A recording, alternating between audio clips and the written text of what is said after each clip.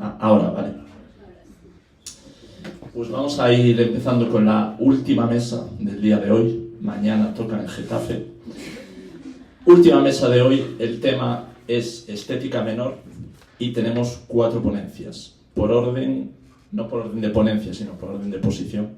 Xavier, Lluís, Fernando y Luis. Y la primera de todas va a ser la de Lluís, voy a seguir el orden que hay en el cartel, que se titula Minorías de todos los países, devenid, el devenir minoritario como análisis estético-político de las subjetividades en lucha. Lluís es estudiante predoctoral de la Universidad de Barcelona, con una... ¿Se dejó de escuchar por el...? No. Vale, perdón. Lluís es estudiante predoctoral de la Universidad de Barcelona, con una tesis codirigida por Laura Llevadot y Antonio Gómez Villar. La tesis tiene como título provisional Deleuze, una filosofía del encuentro, y durante este curso ha estado de estancia doctoral en la París 8, tutorizado por el gran Guillaume Sirtin Blanc. Es graduado en Antropología Social y Cultural por la Universidad de Barcelona y graduado en Filosofía por la Universidad de Bolonia, en Italia. Además, también realizó el máster de Pensamiento Contemporáneo y Tradición Clásica y obtuvo el premio extraordinario de máster, gracias a un trabajo de fin de máster titulado Pensamiento Caníbal, donde se investigaba la relación entre Eduardo Viveiros de Castro y Gilles Deleuze. Así que, Lluís, cuando quieras. Muy bien. ¿Se oye? ¿Sí? Primero de todo, muchas gracias a todas las compañeras que han montado el congreso y por la oportunidad de poder hablar aquí hoy. Bueno, no sé si se oye bien, ¿sí? Yo voy a leer fundamentalmente y lo que voy a hacer es un análisis sobre la estética y la política en el concepto de devenir minoritario de Deleuze y Guattari. El objetivo de esta ponencia es poner de manifiesto cómo el devenir minoritario es un concepto que permite pensar las subjetividades en lucha. En primer lugar, se partirá del tema de la producción de sentido en la obra de arte y la creatividad institucional, y vamos a ver qué quiere decir eso, partiendo de la hipótesis de que hay una relación respecto al devenir minoritario. En un segundo momento, será recurso a las primeras obras de Deleuze y Guattari para poner de manifiesto la alianza entre estética y política. Y en un tercer momento se presentará la importancia de la dualidad mayoría-minoría y, en consecuencia, del devenir minoritario como operador de las subjetividades en lucha. Por último, se dará una breve conclusión que quiere poner de manifiesto la línea estético-política que se presenta en Deleuze y Guattari. Vamos, pues, al tema de la obra de arte y la creatividad institucional. En primer lugar, se debe entender que la estética y la literatura en particular no es un punto ciego o suplemento de la obra de Deleuze. Las primeras monografías, por ejemplo, sobre literatura, como Proust y los signos del 64 o la presentación de Sacher Masoch del 67, no son partes suplementarias de la filosofía de Deleuze, sino esenciales.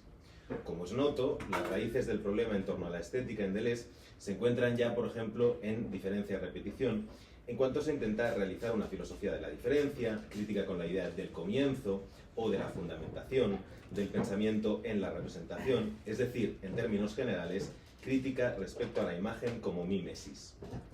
El giro que propone Deleuze ya en diferencia y repetición, bajo el título de empirismo trascendental, propone una relación con el afuera del pensamiento que ya no está simplemente, subrayo, simplemente, en una relación de alteridad radical, sino que siendo tal la relación es al mismo tiempo condición de posibilidad real del pensamiento. Y hago el juego entre posible y real. De ahí, por ejemplo, la teoría genética de las facultades, de génesis de las facultades, que se presenta en diferencia y repetición. Lo inimaginable desde el punto de vista de la imaginación, lo inmemorial desde el punto de vista de la memoria, lo insensible desde el punto de vista de la sensación, es decir, la parte más netamente estética. De tal manera que se está de acuerdo con José Luis Pardo, en Cuerpos sin órganos, respecto a la importancia de la estética para el desarrollo del empirismo trascendental, y en especial cuando Pardo afirma que la obra de arte es el espacio donde, y cito, se produce ese trabajo de fantasía que deja de presentarla como una realidad imperfecta o mutilada con respecto a lo que supone que representa, entre comillas, y hace de ella algo virtual pero no abstracto, real y autónomo frente a la empiricidad endurecida de lo actual. Fin de la cita.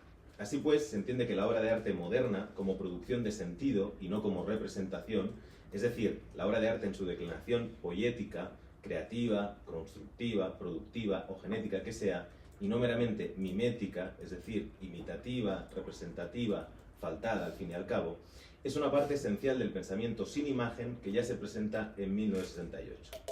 Así, por ejemplo, si damos un paso atrás y vamos a la primera edición de Proust y los signos, el pensamiento proustiano se presenta como la contraimagen del pensamiento, a veces también como una nueva imagen del pensamiento, que es la asunción de un tiempo perdido, el tiempo virtual, y un tiempo recobrado de la literatura, que jamás ha sido actual. En consecuencia, podemos decir que ya en 1974 se afirma que el acto de pensamiento es, y cito, la sola creación verdadera. De esta manera, se puede afirmar que la literatura proustiana deviene un campo de batalla en defensa de un pensamiento más allá de la representación. Así pues, se puede afirmar que la obra de arte moderna tiene un peso central, prácticamente desde los inicios de la obra de Deleuze. Sin embargo, en la monografía de Kafka de 1975, ya junto a Guattari, se da una novedad respecto a la relación con la estética en general y con la obra de arte en particular. Y cito, nosotros solo creemos a una política de Kafka, que no es imaginaria ni simbólica. Nosotros solo creemos a una o varias máquinas de Kafka, que no son ni estructura ni fantasma. Nosotros solo creemos a una experimentación de Kafka, simplemente protocolos de experiencia. Fin de la cita. En primer lugar, se trata de manera general de una evolución terminológica de la obra de Deleuze, la aparición del concepto máquina, como todos sabemos, el abandono del simulacro, pasar de expresiones como pensamiento sin imagen a hablar de neología, etcétera, etcétera. En segundo lugar, y más relevante para nuestro propósito, a diferencia de 1964, la estética en Kafka encuentra su alianza explícita, y subrayo explícita, porque de alguna manera ya era implícita, con la política. Ahora bien, ¿en qué sentido? No en el sentido de que la política deba absorber la estética, como si tratase de agregarle algo a la política, sino de que la política se someta a la estética en una política de la estética. En este sentido, se está de acuerdo otra vez con Pardo en El cuerpo sin órganos, es decir, la potencia creativa, poética, que ya se encontraba en Proust y los signos, permite por una parte entender el rol de la estética en Deleuze y por otra parte entender el rol de la política de manera explícita a partir del encuentro con Guattari. Así pues, Deleuze junto a Guattari se interesa por el poder estético de la política en cuanto a creación de nuevas subjetividades. Ese mismo proceso de creación de modos de existencia es lo que, a nuestro entender, se debe mantener para ver el giro junto a Guattari y no entregarse simplemente a la obra de arte como producción de sentido. Es decir, habría algo más que la obra de arte como producción de sentido. Si la pregunta es por la capacidad creativa de la obra de arte en Kafka por una literatura menor, esa misma capacidad creativa se declina en cuanto política de la literatura, o directamente literatura menor, y el sucesivo devenir minoritario de 1000 mesetas. La obra de arte, y en este caso la literatura de Kafka, se presentan como una politización de la experiencia que no tiene en su finalidad una estatización de la política en el sentido benjaminiano, sino una política de la estética, siempre que se entienda que la experiencia no está dada de antemano, sino que la literatura sería la construcción de lo que en el artículo Literatura y Vida de Crítica y Clínica Deleuze llamará el pueblo que falta. Y cito, la salud, como la literatura, como la escritura, consiste en inventar un pueblo que falta. Ahora bien, a pesar de la preponderancia de la obra de arte como producción de sentido, se entiende que en Deleuze y Guattari la producción de sentido no es exclusiva de la obra de arte moderna, sino que el problema se encuentra también sus raíces teórico-prácticas en la creatividad institucional de Guattari. Si el encuentro entre Deleuze y Guattari se realiza a partir del análisis institucional que Guattari propone en la compilación Psicoanálisis y Transversalidad, la compilación de artículos que va desde los años 50 a finales de los 60, se debe tener en cuenta que ese análisis institucional hunde sus raíces en el intento de conformar grupos de enunciación, o en otros términos, grupos capaces de salir de su posición de minoría. De ahí toda la nomenclatura que aparece en el libro de grupo sujeto, grupo sometido, etcétera, etcétera, etcétera, además del prólogo que realiza Deleuze a dicha obra. Al mismo tiempo, en uno de los textos del libro, en 1963, el concepto de creatividad institucional se refiere a la pregunta, y cito, pregunta de Guattari, ¿existe la posibilidad de que se produzca una transferencia de responsabilidad y que el burocratismo suceda a una creatividad institucional? ¿En qué condiciones sucedería? Por estos motivos, el concepto creatividad institucional tiene una doble función. Por una parte, permitirnos comprender la importancia de la psicoterapia institucional en Guattari y en su encuentro con Deleuze, y por otra parte, situar el concepto de minoritario. En primer lugar, la influencia de creatividad institucional es nota cuando, a raíz del debate entre espontaneísmo y organización, debate clásico de la Tercera Internacional, el mismo Deleuze señala en los diálogos con Claire Parnet, y cito: «La cuestión ha sido siempre sobre la organización, jamás una cuestión ideológica. ¿Es posible una organización que no se modele a partir del aparato del Estado, ni que prefigure un Estado por venir?». Donde Deleuze señala la cuestión organizativa, se puede entender la creatividad institucional como manera de evaluar un proceso revolucionario. Una revolución, podríamos decir, es más buena cuanto más capacidad de creación institucional despliega, cierto jacobinismo deleuziano. Mientras que, por otra parte, el concepto de minoritario se hace fuerte en esta preocupación por la creación institucional, pues como señala Sivertán Blanc, las minorías están siempre constituidas en el tejido social e institucional del Estado. Una vez dicho esto, vamos a pasar al tema de la minoría y la mayoría y el devenir minoritario como línea de fuga de esa dualidad. Así pues, la potencia creativa de la obra de arte o de la creación institucional es, a los ojos de Deleuze y Guattari, lo que permite crear un criterio inmanente de distinción estético-político. Si pensar es crear nuevos modos de vida. O como señala Philip Menck en su monografía, y cito: «Pensar no ha querido decir jamás otra cosa que inventar nuevas posibilidades de vida». Deleuze no ha dejado jamás de decirlo, desde su inicio hasta su última obra. Ahora bien, si el criterio de evaluación es la capacidad de creación política, ¿por qué motivo aparece el concepto de minoría? Más allá de los criterios de la literatura menor, hay razones históricas en el término minoría y también, podríamos decir, razones nietzscheanas. Por una parte, las razones históricas de la concepción del término minoría arremeten a determinadas transformaciones tanto del capital cuanto de las revoluciones, y en especial de la Unión Soviética.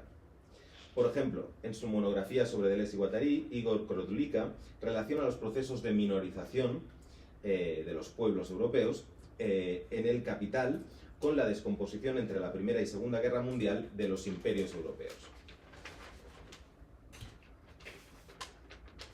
¿Esto qué he hecho yo? Disculpad. Análisis, por tanto, que es más cónsono, por ejemplo, al libro sobre Kafka. Por otra parte, en esos procesos de minorización, Frédéric Rambaud pone el acento en las transformaciones del capital hacia el posfordismo, y cito: «El desempleo de masas, ya no coyuntural sino estructural, y la tendencia a la desmaterialización producto de las transformaciones tecnológicas de los procesos de trabajo hacen perder al trabajo productivo y, en consecuencia, a la clase obrera su centralidad». Entonces estamos delante de un proceso de minorización de clase. Y son los mismos Deleuze y Guattari que en 1000 mesetas señalan respecto a la Unión Soviética que la clase obrera, en el momento en el cual se entiende como Estado adquirido, sigue formando parte del plan del capital, es de facto capital variable, y por ende, como mucho, el plan deviene un plan burocrático. Entonces, sea por la disolución imperial, por la financiación del capitalismo o su carácter neoliberal, si se prefiere, o por el fracaso de la Revolución de Octubre o de las revoluciones del siglo XX, las minorías están constituidas en el tejido social e institucional del Estado. Volvemos a la definición de Guillaume Sivertán Blanc. Y se debe admitir que, con el objetivo de evitar cualquier idealización heroica de las minorías, o por decirlo en gramsciano, corporativismo de las minorías son estados en los que se constituye la subjetividad. Por este motivo, en 1000 mesetas, Deleuze y Guattari afirman que, por ejemplo, una mujer, minoría marcada por la dominación, tiene que devenir mujer, es decir, afirmarse más allá de la identidad dada, del estado en el que se encuentra. Ahora bien, si Guillaume Sivertán Blanc puede afirmar que los procesos de constitución de minorías no son otra cosa que los factores de proletarización, es porque las minorías son constituidas en los tejidos sociales e institucionales del Estado capitalista. Y eso nos indica que no son solo determinadas por factores económicos, o dicho en términos positivos, que los factores de dominación son más complejos. En este sentido, la pregunta sería: ¿el análisis de Deleuze y Guattari no es cónsono, que no igual, respecto a las reflexiones de Althusser en aparatos ideológicos del Estado? Dejando de lado esa atmósfera compartida, el determinismo económico es la diferencia entre el concepto de minoría y el concepto de clase obrera en relación con un marxismo de corte mecanicista o positivista. Seguramente la misma distinción es más difícil de sostener respecto a Marx. Así pues, el concepto de minoría es irreductible tanto a las contradicciones capital-trabajo como a supuestas homogeneidades del sujeto político. Es más, si se ha dicho que la posición de minoría puede ser entendida como un estado, dicho estado no se puede referir a un conjunto de invariables, sino que ese estado arremete a procesos de exclusión, dependiendo de varios factores. posición del Estado en la división internacional del trabajo, posiciones socioliberales o totalitarias de las instituciones del Estado, etcétera, etcétera. Los estados de minoría se pueden definir, parafraseando a Agamben, como procesos de exclusión inclusiva, pues se es minoría siempre con relación a la mayoría. Si es un proceso, se entiende pues que no se remiten a conceptos simplemente cuantitativos, sino que una minoría se define por exclusión respecto a una mayoría. Se podría decir así que se minoriza la clase media cuando la especulación inmobiliaria, por ejemplo, arremetiendo a un tema actual, arremete contra amplios estratos de la población en un proceso de exclusión. En este sentido, y aquí las razones nietzschianas, se produciría una crítica a la determinación económica cuando en el Antiedipo se hace referencia al hecho de que, y cito, no hay más que una sola clase con vocación universalista, la burguesía. Las minorías, por lo tanto, son el fuera de clase, y sin embargo la ruptura con el determinismo económico no predispone a una liberación inmediata, sino que entra en juego el devenir minoritario como elemento no imitativo, hacer como el minorizado, sino productivo, hacer con la minoría. Por este motivo no será simplemente la contradicción a partir del trabajo, y aquí subrayamos contradicción, la que podrá generar un sujeto político revolucionario, como por otra parte ya señala Tronti en Obreros y Capital, y cito, la lucha obrera contra el trabajo, la lucha obrera contra el mismo trabajador, el rechazo del trabajador a ser entendido como fuerza de trabajo. A pesar de las diferencias, si Tronti tiene un valor en esta ponencia es porque el rechazo al trabajo de los eporeístas prueba a pensar la afirmación subjetiva de la clase y por ende encontraría sus resonancias en el devenir minoritario en tanto que salida del plan del capital. Es en este sentido que la subjetividad irrumpe, y aquí se podría pensar el mayo del 68, etcétera, etcétera, como un proceso teórico-práctico centrado en el devenir minoritario. De la misma manera, cuando, refiriéndose a las luchas en Brasil, Eduardo Viveros de Castro habla de un devenir indígena, no se refiere a un elemento imitativo, hacer como el indígena, ponernos plumas, sino a la ocupación de tierras para evitar la proletización del indígena. Y igualmente, y a pesar de las diferencias, cuando Rancière se preocupa por la noche de los proletarios, también se está preocupando por esas experiencias sensibles. Vamos pues a la conclusión. Si en los comienzos de la obra de Deleuze se requiere de la estética para salir del pensamiento de la imagen, de la fundamentación en la representación y la máquina del reconocimiento, y por ende se encuentra en la obra de arte moderna el elemento productivo de sentido, a partir del encuentro con Guattari y de las reflexiones de este en torno a la creatividad institucional, de la mano de psiquiatras como Francesc Tusquellas, la estética y la política entrarán en una alianza productiva. De tal manera que en el momento en el cual se explicita la política, esta no puede ser subsumida en una operación representativa. Las minorías no se refieren a nadie en concreto, sino que se debe dar cuenta de las minorías como procesos de minorización en relación con cánones mayoritarios. En un proceso que podríamos llamar de exclusión inclusiva. En este sentido, el devenir minoritario se presenta pues como la creación de nuevos modos de existencia y no como la vuelta a la circularidad dialéctica, sino como el empuje hacia la novedad, o si se prefiere, como la línea de fuga. Ahora bien, y por último, dicho devenir minoritario únicamente tiene sentido en el marco de la axiomática capitalista. Es decir, se necesita al mismo tiempo el análisis de los procesos de minorización en el capital y la praxis política.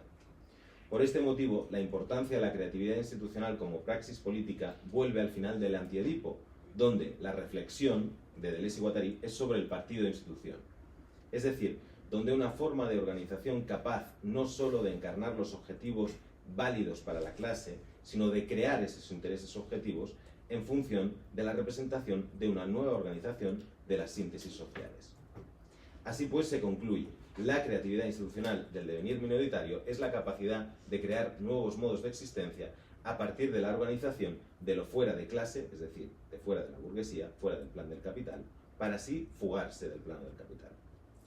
Por este motivo, el título de la ponencia, Minorías del mundo de Benito, y ahora se puede decir, cread nuevos modos de existencia, ese es el sentido de ese devenir, cread nuevos modos de existencia. O como recordaba Mario Tronti en un libro de los años 2000, ¿no? Nosotros operaístas, decía Mario Tronti, y cito, mirad, a los capitalistas les da miedo la historia de los obreros, No les da miedo la política de las izquierdas. La primera, la historia de los obreros, la han mandado al infierno. La segunda, la han acogida en los palacios de gobierno. Y a los capitalistas hay que darles miedo. Muchas gracias.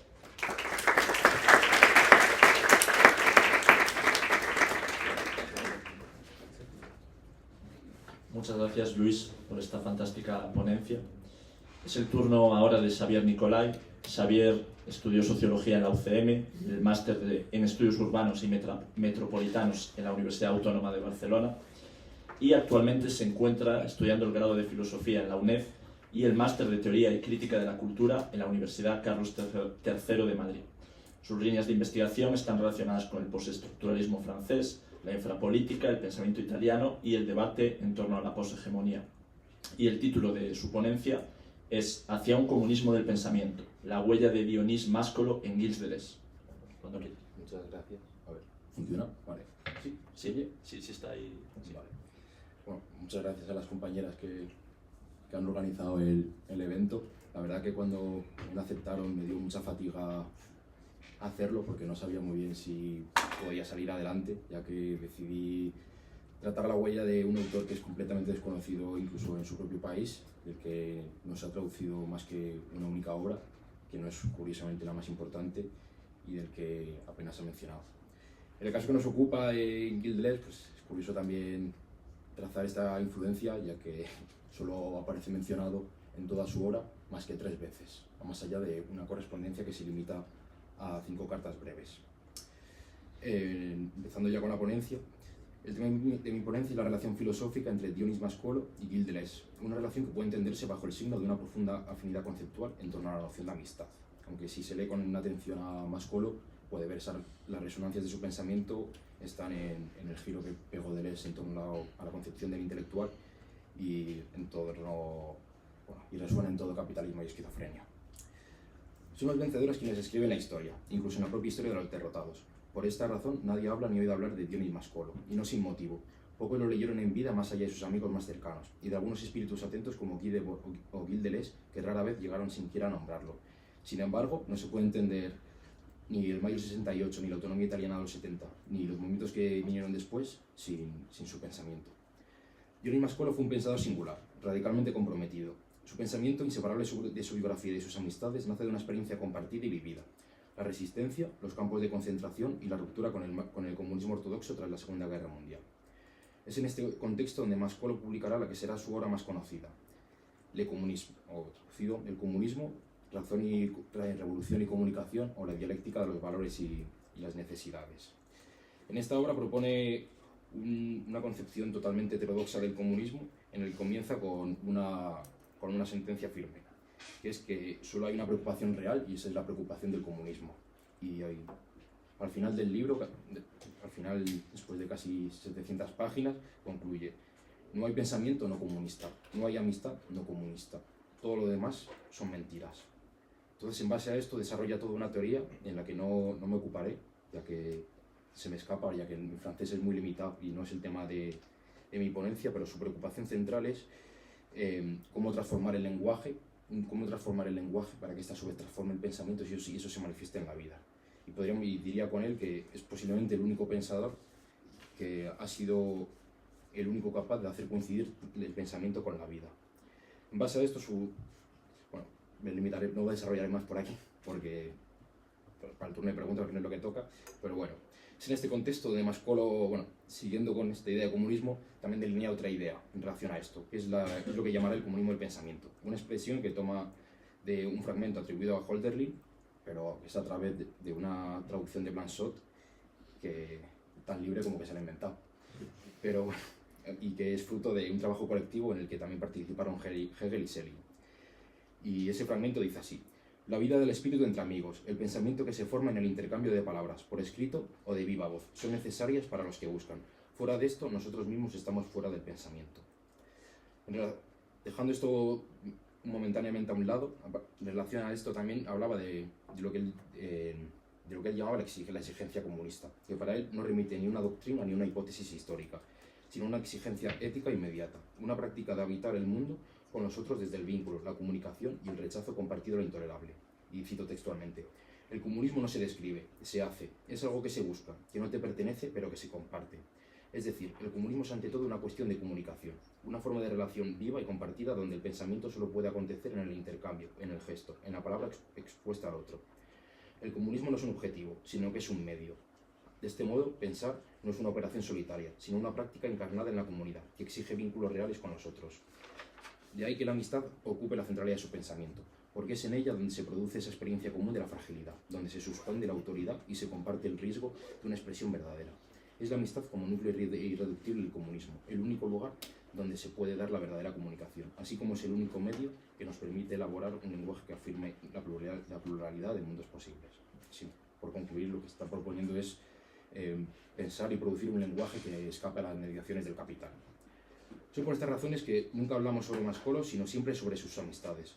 Por eso debemos también remontarnos a un grupo igualmente desconocido como él, el grupo de la Gusa Menoir, que formó junto a Marguerite Duras y Robert Antelme, y en el que participaron principalmente figuras como Edgar Morin, Claude Roy, Maurice Blanchot y Elio Vittorino, y otras secundarias que, si bien no todos formaban parte del grupo, sus ideas se debían a amistades fuertes, como Georges Bataille, Merleau-Ponty, Roland Barthes o Jean Genet, por citar solo a los conocidos. Este grupo fue el espacio privilegiado para esa práctica intelectual encarnada, una comunidad negativa, sin obra ni programa, ajena a toda figura de liderazgo, atravesada por la desconfianza hacia toda forma de autoridad. Como diría Mascolo, allí no se pensaba sobre algo, sino que se pensaba con los otros. Se trataba de volver a conectar la vida con el mundo y de pensar en un momento donde la política había devenido en totalitarismo y las utopías en cárceles. Pensad que nos estamos ubicando en la década que ubica desde los años 40 hasta los años 60. Esta práctica de pensamiento compartido se manifestó no solo en libros y revistas, sino en gestos e intervenciones diversas, desde el Manifiesto de los 121, en defensa de la insumisión durante la Guerra de Argelia, hasta los comités de acción de mayo del 68, que rompían con el modelo intelectual autoritario y apostaban por la escritura colectiva, el anonimato y una palabra común sin prestigio, pero también en actos como Mascolo liberando a Antelme de Dachau, del campo de concentración de Dachau, en los guiones y películas de Duras o en correspondencias como la que mantuvo Mascolo con Deleuze. Cada uno de estos gestos era una forma singular de pensamiento, atravesado por lo viviente, y pensando con Hölderlin diré, porque somos una conversación y podemos escucharnos unos a otros, pronto seremos canción. Entrando a lo que nos ocupa, la influencia de Dionys Mascolo sobre Gilles Deleuze no fue simplemente temática, sino estructural. Le permitió concebir una filosofía posterior a la catástrofe de la Segunda Guerra Mundial, a la experiencia de los campos de concentración y a partir de la experiencia ética que trajo consigo el mayo del 68. Este desplazamiento se expresa con fuerza en la correspondencia que ambos mantuvieron en 1988. Un breve pero intenso intercambio de 5 cartas que dejó su impronta en la última obra de Gilles Deleuze, que escribió junto a Félix Guattari, que es la filosofía. Allí, Deleuze reconoce en Mascolo junto a Blanchot a uno de los pensadores que más radicalmente han renovado el vínculo entre el pensamiento y la vida. En la reflexión mascoliana sobre la amistad, Deleuze identifica una figura desde la cual repensar la filosofía misma, que cristalizará más adelante en la formulación del personaje conceptual del amigo y que contribuye a la definición de los conceptos. Mascolo, como vimos, nombraba la experiencia del comunismo del pensamiento como una práctica compartida, que no se reconcilia con el orden existente, sino que nace de una desconfianza lúcida y común, de una exposición mutua sin garantías. En esta línea, Deleuze no concibe la figura del amigo como una consecuencia del pensamiento, sino como su condición de posibilidad. No es una relación que siga el concepto, sino la fuerza que lo provoca, lo arrastra y lo hace posible. Pensar es exponerse a aquello que se escapa al control y desestabiliza el yo. En qué es la filosofía, Deleuze y Guattari afirman que la catástrofe del siglo XX ha transformado radicalmente la experiencia de la amistad. Ya no somos griegos, dicen. La amistad ya no puede fundarse en la noble competencia o en la rivalidad entre iguales. Tras Auschwitz, la amistad se ve atravesada por la fatiga, la desconfianza y una mutación profunda del pensamiento, y son Mascolo y Blanchot, señala Deleuze, quienes mejor vislumbraron la importancia de esa transformación radical. Tras esta cita, Deleuze no volverá a citar nunca más a Blanchot a Mascolo directamente, pero su rastro persigue hasta el final.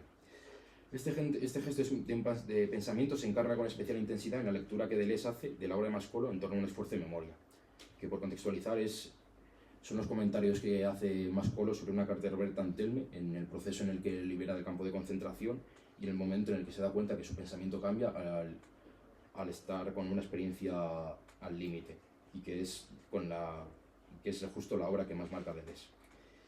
Y bueno, dice, donde no solo encuentra una conmoción ética, sino también un secreto, escondido en la frase: una conmoción de la sensibilidad general no puede dejar de conducir a nuevas disposiciones de pensamiento. Ese secreto revela para Mascolo la posibilidad de un pensamiento que desconfía del pensamiento, lo cual implica una experiencia compartida de desamparo y angustia. Si esta fragilidad es reconocida en el otro, dice Mascolo, entonces se funda la posibilidad misma, el amigo, que se convierte en condición del pensamiento, una vivencia trascendente que no puede entenderse en los términos afectivos convencionales. Es una experiencia interior que exige atravesar con el otro una serie de pruebas. Como ya mencionaba, son la afasia y la amnesia, que suspenden la memoria y el lenguaje, y con ello toda forma de comunicación transparente.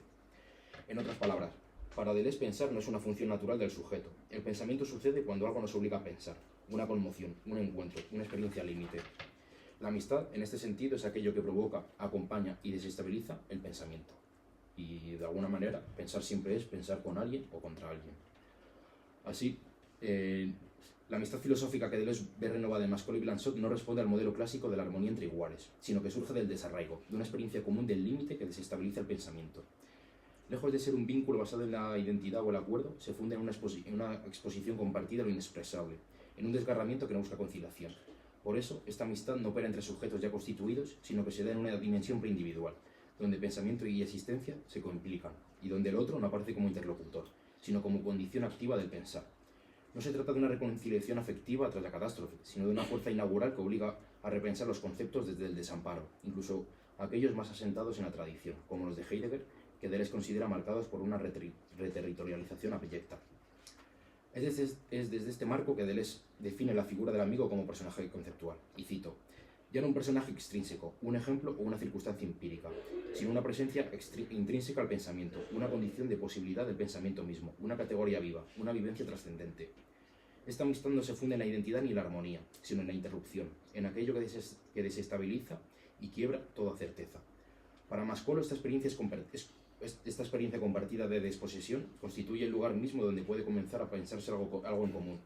Pensar no es una operación solitaria, sino una exposición recíproca, sin garantías, que solo puede acontecer, en ese espacio frágil y abierto, entre quienes, sin fundación previa, se arriesgan a la palabra.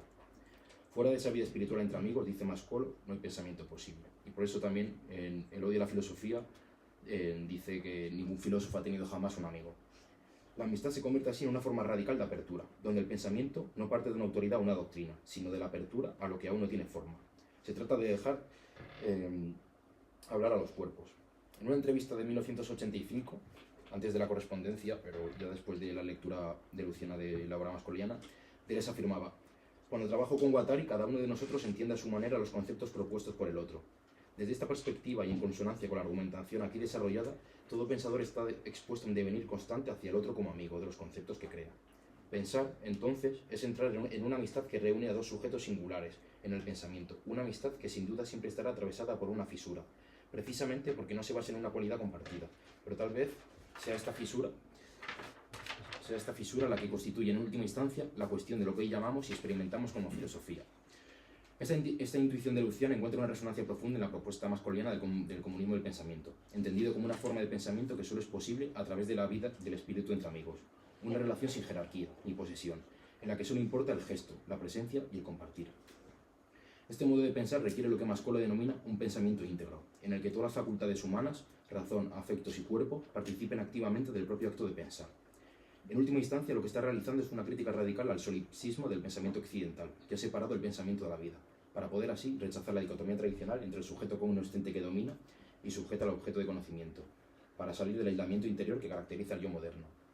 A su vez, este desplazamiento implica una reconfiguración radical de la filosofía. Ya no se piensa desde la interioridad del sujeto, sino desde el entre dos de la relación. La amistad, en este sentido, no es una figura moral, sino una ontología de la exposición, una forma de existencia en común, donde se disuelven las fronteras entre sujeto y mundo, entre pensamiento y presencia. Por eso, Mascolo también hablará del amor-amistad, no como una simple alternativa al amor moderno, sino como una tentativa de sustituir el vínculo posesivo por la fragilidad compartida de una relación libre, abierta al devenir y la exposición mutua. El pensamiento, en esta clave, solo puede acontecer cuando se da en común, desde la vulnerabilidad, el silencio y la interrupción. Con ello, Mascolo logra transformar la amistad en un operador filosófico fundamental, un espacio donde pensar lo impensable, sin clausura ni conciliación, como una forma de hospitalidad radical entre desamparados.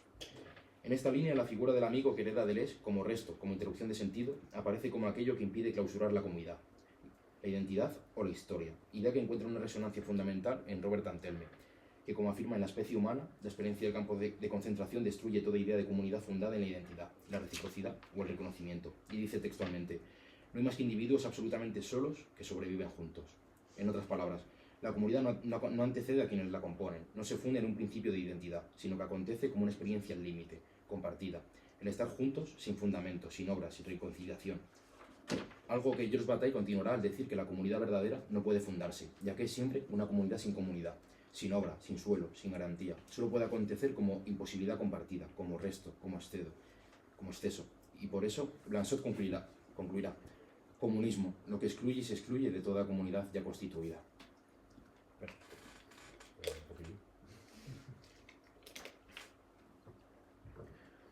En este horizonte, la amistad pensada por Macaulay y retomada por Deleuze no es la restauración de un lazo perdido, sino la forma mínima, pero irreductible, de la comunidad nacida desde la desposesión y el desgarramiento.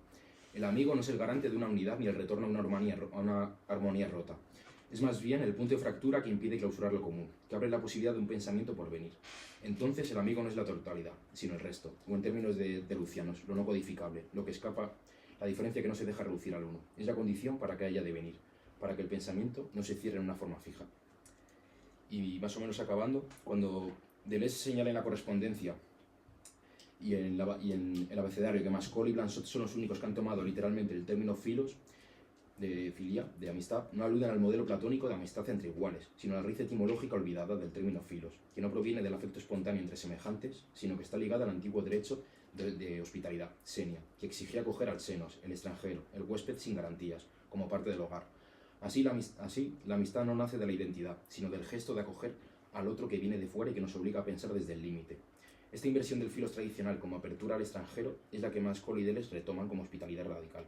Así, este gesto es a ojos de Deleuze el gesto político y filosófico por excelencia, en tanto que pone en juego la posibilidad misma del pensamiento como apertura al otro y la comunidad como una experiencia sin fundamento, hecha de fractura y no de unidad. Por eso, Macaulay y Deleuze no buscan restaurar la comunidad perdida, sino habitar el vacío que dejó la catástrofe, una comunidad sostenida únicamente por el cuidado inquietante, la desconfianza lúcida y la fidelidad a lo que no puede decirse. Para finalizar, la constelación afectiva del grupo de la Goussa-Menoir, que se cierra 20 años después con la correspondencia entre Macaulay y Deleuze, no debe entenderse como un capítulo menor de la historia intelectual del siglo XX, sino como los puntos de fuga desde los cuales pensar una filosofía situada, una política sin garantías y una comunidad sin comunidad. Frente a un presente dominado por la banalización de lo común y la estetización vacía de lo político, la figura del amigo como interrupción del sentido sigue siendo unas apuestas más urgentes para imaginar otros modos de habitar el mundo. Porque si el pensamiento es una experiencia, entonces circula. No busca sedar, sino inquietar. Su sitio privilegiado no es una parada, sino un umbral a través del cual ideas, afectos y sensibilidades transitan, chocan y se transforman. No se trata de una obra lograda de una vez por todas, sino de una inquieta de sobra, como decía Duras.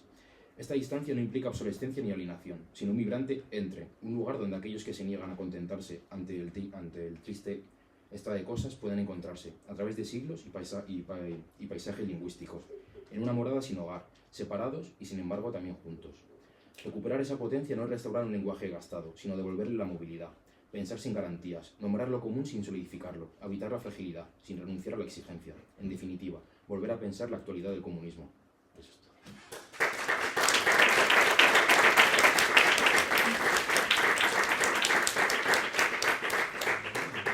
Muchas gracias, Xavier, por tu ponencia. Es el turno de Fernando. Fernando es profesor de filosofía en el IES Villablanca de Vicálvaro. Realizó el máster en estudios avanzados en la Universidad Complutense de Madrid y comenzó el año pasado, en 2024, la investigación doctoral sobre Gilles Deleuze, centrándose específicamente en el estudio de la muerte en su pensamiento. Está particularmente interesado en la estética y en la ética de Deleuze y en la fundamentación que realiza de estas disciplinas sobre el pensamiento de diferentes autores de la historia de la filosofía como Spinoza, Nietzsche y Bergson. No, ábrelo. He interrumpido mi propia presentación. Soy profe de instituto y es casi lo único que... Y hago la tesis doctoral sobre la muerte de Deleuze y a ver qué pasa con él. Ah, no, Vale, esto no es. No, si la había llamado a la tuya, Fernando. disculpa, no me he notado. No pasa nada. Todo control. Está aquí. Ah, ok. Le puse ya tu nombre para... Vale, y ahora esto hay que quedarle aquí, ¿no? Bueno, si ya lo manejas. Pero le puse ahora, ¿no? Su ponencia se titula Cristo y la superación de la representación orgánica del cuerpo. Hola, hola, ¿se escucha? Bueno, espérate que me pongo aquí el cronómetro. Sí, me gestiona. El tema de la ponencia es Cristo, la pintura, ya que estamos hablando de estética. Me interesa Deleuze, me interesa Cristo. Estudié en la UNED y en la asignatura de Metafísica 2 nos dieron a leer qué es la filosofía, con lo cual lo primero que leí de Deleuze fue qué es la filosofía, con ese llamamiento de Spinoza como el Cristo de los filósofos. Entonces, ese punto de que Deleuze, que yo no conocía de nada, de repente dijese que Spinoza puede ser el Cristo de los filósofos, a mí me ha animado mucho a pensar Cristo desde unas perspectivas bastante, no sé, desprejuiciadas, si puede ser, hasta el punto de que el nickname de la única red social que manejo, que es la aplicación de chess.com, si alguien se quiere echar un chess algún día, es deleuziano cristiano, hasta ese punto llega el friquismo. Dicho esto, me interesa mucho Deleuze y el cristianismo en general. Voy a dar una charla bastante así dura. Voy a pasar por conceptos. Los conceptos, pues básicamente van a ser sacados de sobre algunos regímenes de signos, las mesetas, mis mesetas, y de la lógica de la sensación y de diferencia de repetición. Entro directamente. Sería interesante que fuese hablando de los cuadros de Marras, que en principio estarían, o sea, serían el apoyo de la ponencia, pero no hay tiempo. Entonces voy a ir rápido con el asunto. Yo creo que se escucha bien si me acerco al micro. Bien, simplemente hay una referencia sobre algunos regímenes de signos que son que los principales estratos que maniatan al hombre son el organismo, la significancia, la interpretación y la subjetivación. Mi intención es repasarlos rápidamente, son quizás lugares comunes para el pensamiento deleuziano, pero está bien destacarlos para luego poder hablar sobre la pintura, ¿vale? ¿Cuál es el lugar de la pintura dentro de esta maniatación, si es que existe, del hombre, tal y como lo plantean Deleuze y Guattari? Por tanto, voy a empezar hablando de diferencia y repetición. El tema de la crítica de la representación orgánica es bastante habitual en la obra de Deleuze. Se puede abordar o se puede introducir en esta crítica desde muchos lugares. Yo voy a tratar rápidamente el repaso histórico que hace Deleuze en diferencia y repetición, acerca de los diferentes filósofos que han sometido la diferencia a la identidad que aparecen, que, bueno, Platón, Aristóteles, Santo Tomás, Descartes, Leibniz y Hegel, por ejemplo. Leibniz, las mónadas de Leibniz. Leibniz plantea que, según el principio de identidad de los indiscernibles, en el momento en el que te separas, que te alejas, que te diferencias una cantidad infinitesimalmente pequeña de una mónada, siempre aparece otra mónada. Por tanto, los niveles, las regiones más pequeñas, las distancias más pequeñas de la diferencia, siempre van a estar ocupadas por el régimen de la representación. En el mismo sentido, Hegel somete la diferencia a la identidad en los grandes acontecimientos, en la estructura dialéctica que somete cualquier acontecimiento histórico a ese gran proceso, ¿no? Por tanto, se entiende que existe una forma de expandir los límites de la representación haciendo que la diferencia se someta a la identidad. Sin embargo, en diferencia y repetición, también trata de los filósofos de la univocidad que en diferentes grados trabajan por liberar a esa diferencia de ese sometimiento a la identidad. En diferentes grados estarían Parménides, Duns Scotus, Spinoza, Nietzsche o incluso Heidegger, en diferentes grados. ¿Qué hacen estos filósofos? Estudian, piensan la distribución nomádica de elementos dispares sobre un ser que ese ser no está recogiendo en un gran género las diferencias que se producen, sino que están produciéndose sobre él como verdaderas novedades y como verdaderas diferencias, ¿no? Para estos filósofos su programa básicamente consiste en liberar de ese sometimiento representativo a las diferencias, se llega a lugares comunes como existir es diferir, etc. Y con estos dos perfiles así bastante simplistas, pero que nos sirven en tanto deleuzianos, se pueden distinguir dos tipos de representaciones. Uno, la representación orgánica, y otro, la representación órgica. La representación orgánica, la de los primeros filósofos que someten a la diferencia de la identidad, ¿en qué consiste? En expandir ilimitadamente el dominio de la representación, que abarque el infinito, que abarque toda producción de la diferencia, que la someta a la identidad. De tal manera que surge un funcionalismo, porque si todos los elementos de un conjunto se organizan respecto a ese conjunto, cumplen un papel respecto al conjunto, y aparece la idea de funcionalismo. Sin embargo, Deleuze habla de la representación órgica como la introducción del infinito, o sea, ya no la expansión del infinito de la representación, sino la introducción del infinito como uno de los elementos del conjunto. ¿Qué hace esto?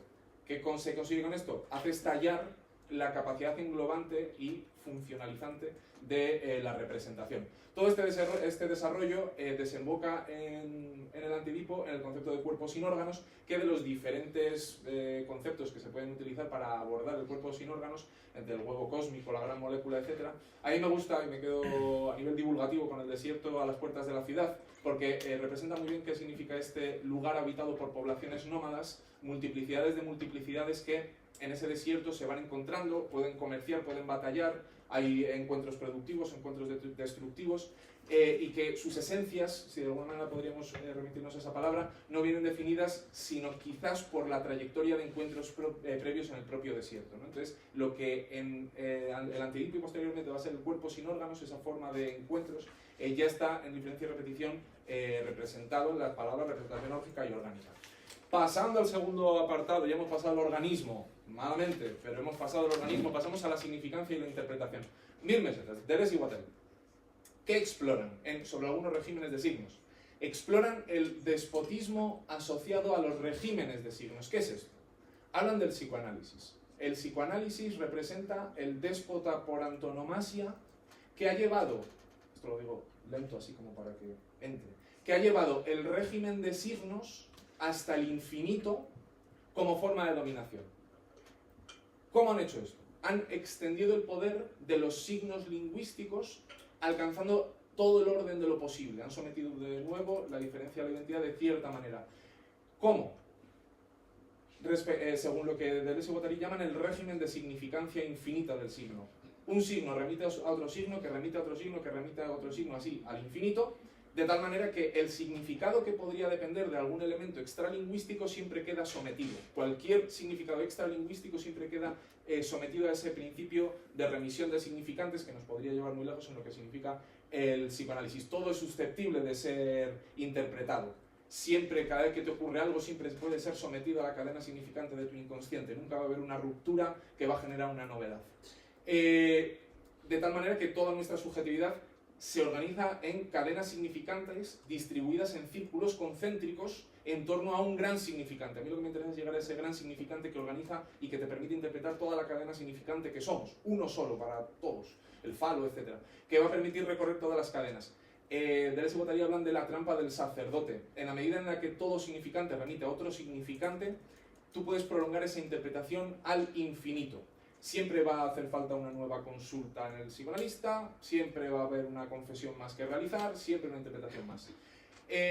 Así es como, de hecho, el psicoanálisis establece ese gran campo de la neurosis en el que va a proliferar, ya que se impide cualquier ruptura, que cualquier producción significante sea nueva, ¿vale? Deleuze tiene textos interesantísimos donde se podrían poner ejemplos, pero no los voy a poner.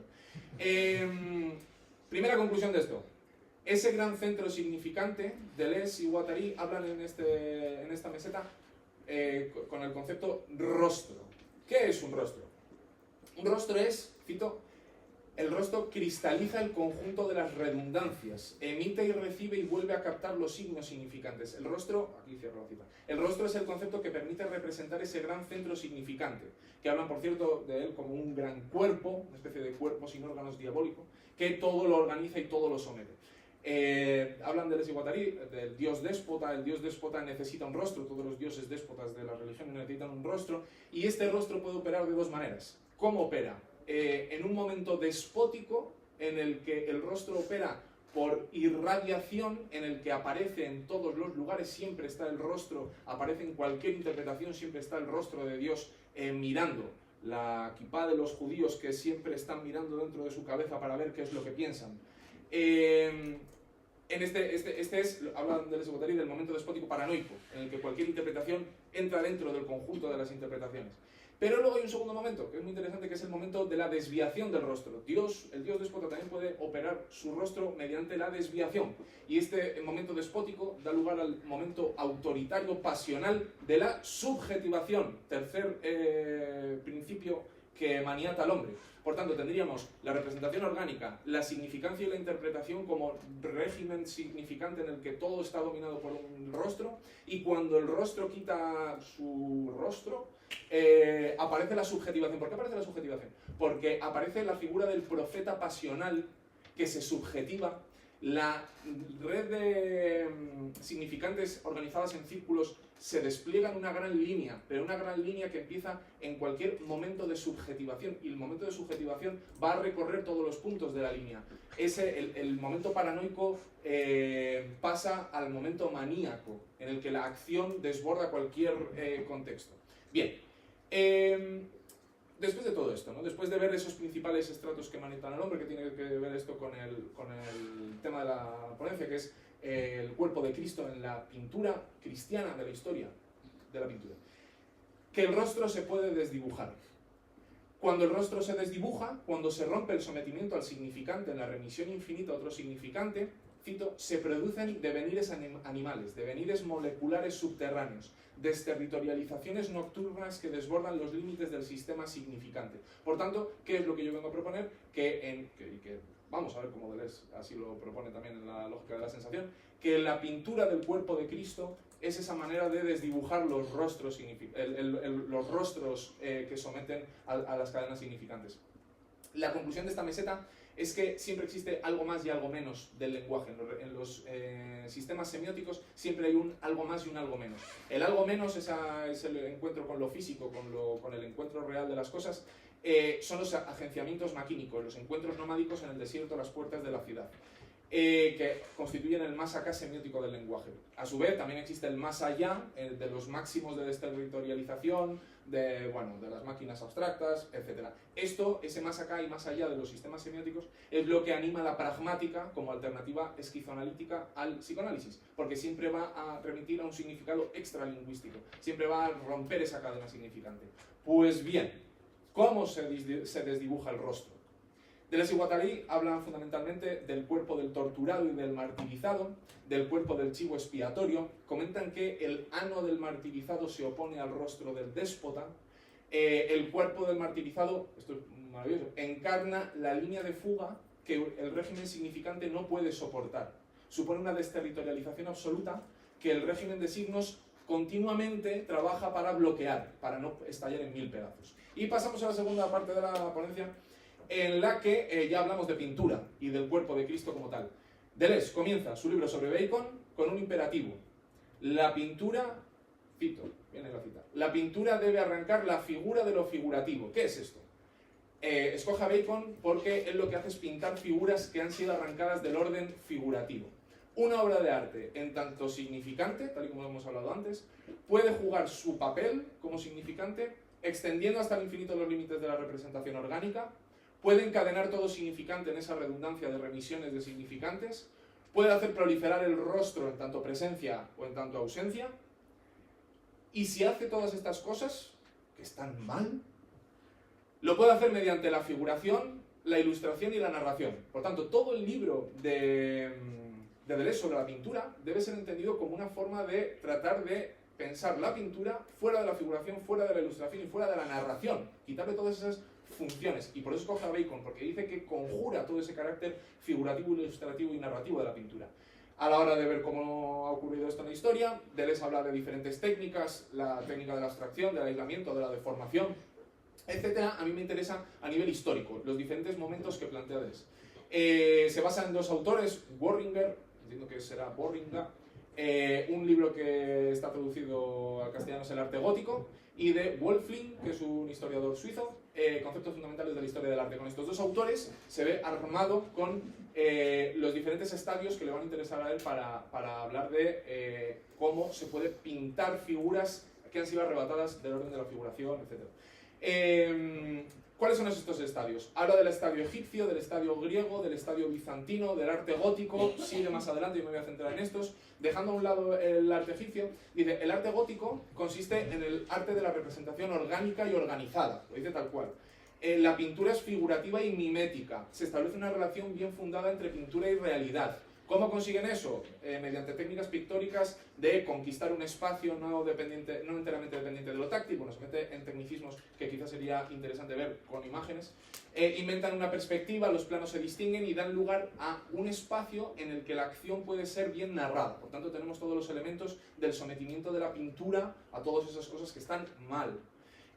Cuando el arte griego ha conseguido establecer ese equilibrio entre lo óptico y lo táctil, que es un poco la tesis que sostiene, se producen dos superaciones, una hacia lo óptico y otra hacia lo táctil. Hacia lo óptico aparece el arte bizantino, que se desborda en un espacio, las figuras se desbordan en un espacio óptico puro, las figuras se elevan y se disgregan. Y el mismo Deleuze pone como ejemplo el entierro del conde Orgaz, evidentemente no como arte bizantino, pero sí como arte en el que operan estas técnicas de disgregación de las figuras. Lo pone como ejemplo Deleuze porque para nosotros es una pintura claramente narrativa, está narrando el entierro del conde Orgaz y cómo las figuras suben hacia arriba. Y en esa subida hacia Cristo, en el llamamiento de Cristo, las figuras devienen cuerpos sin órganos, ¿vale? La idea es que se pintan cuerpos sin órganos con esas técnicas pictóricas. Por el otro lado, si por un lado estaba el desbordamiento hacia el espacio óptico, por el otro lado se impone un espacio manual violento en el arte gótico, en el que lo táctil aporta una velocidad, una violencia y una vida que al ojo le costará seguir en la propia imagen. Hay unas imágenes preciosas en el libro del arte gótico de Warlinger, que os remito a él. Y Deleuze llamará esto el vitalismo no orgánico del arte gótico. Esto, sobre todo, contrasta con la interpretación que nosotros tenemos del arte gótico, del arte cristiano en general, que es una interpretación representativa. Hemos entendido siempre la pintura y la escultura cristianas como una forma de propedéutica visual destinada a instruir a los fieles, etc., ¿no? Tú entras en la Catedral de Santiago y ves el pórtico y ahí te están explicando lo que va a haber. Pues no es narrativo, no es figurativo. Lo que se está consiguiendo es pintar cuerpos sin órganos. La pintura del cuerpo de Cristo, en la historia de la pintura cristiana, supone un procedimiento mediante el cual los artistas han accedido a la dimensión intensiva del cuerpo, al cuerpo sin órganos. Deleuze está diciendo básicamente que lo que no consiguen los filósofos, o mejor dicho, lo que se esfuerzan los filósofos por conseguir es exactamente lo contrario que están consiguiendo los pintores. Por un lado en la historia están los pintores haciendo sus cosas y por otro lado los filósofos, en dos líneas de fuga muy distintas. ¿Cómo consiguen esto? Mediante un sentimiento religioso que converge con un ateísmo propiamente pictórico. Y voy a leer un fragmento un poco largo que dice: con Dios, pero también con Cristo, con la Virgen, con el infierno también, las líneas, los colores, los movimientos se desprenden de las exigencias de la representación. Las figuras, como figuras no representativas, se enderezan o se doblan, se contorsionan, liberadas de toda figuración. No hay que decir, si Dios no existe, todo está permitido. Cuidado que Deleuze dice, es justo lo contrario, porque con Dios todo está permitido. Es con Dios con quien está todo permitido. ¿El qué está permitido? Los afectos que se han permitido los artistas cristianos pintando el cuerpo de Cristo, pintando el cuerpo del martirizado. A nivel de conclusiones, que llegamos aquí, si se puede, bueno. La proliferación del rostro de Cristo en la pintura de los primeros siglos del cristianismo supone una reconfiguración despótica y autoritaria de la semiótica del poder político. Por el otro lado, la proliferación del cuerpo de Cristo en la pintura implica la superación de la representación orgánica del mismo. Por supuesto, os remito a ello para que se pueda investigar, porque aquí no da para tanto, pero os juro que las citas no me las estoy inventando.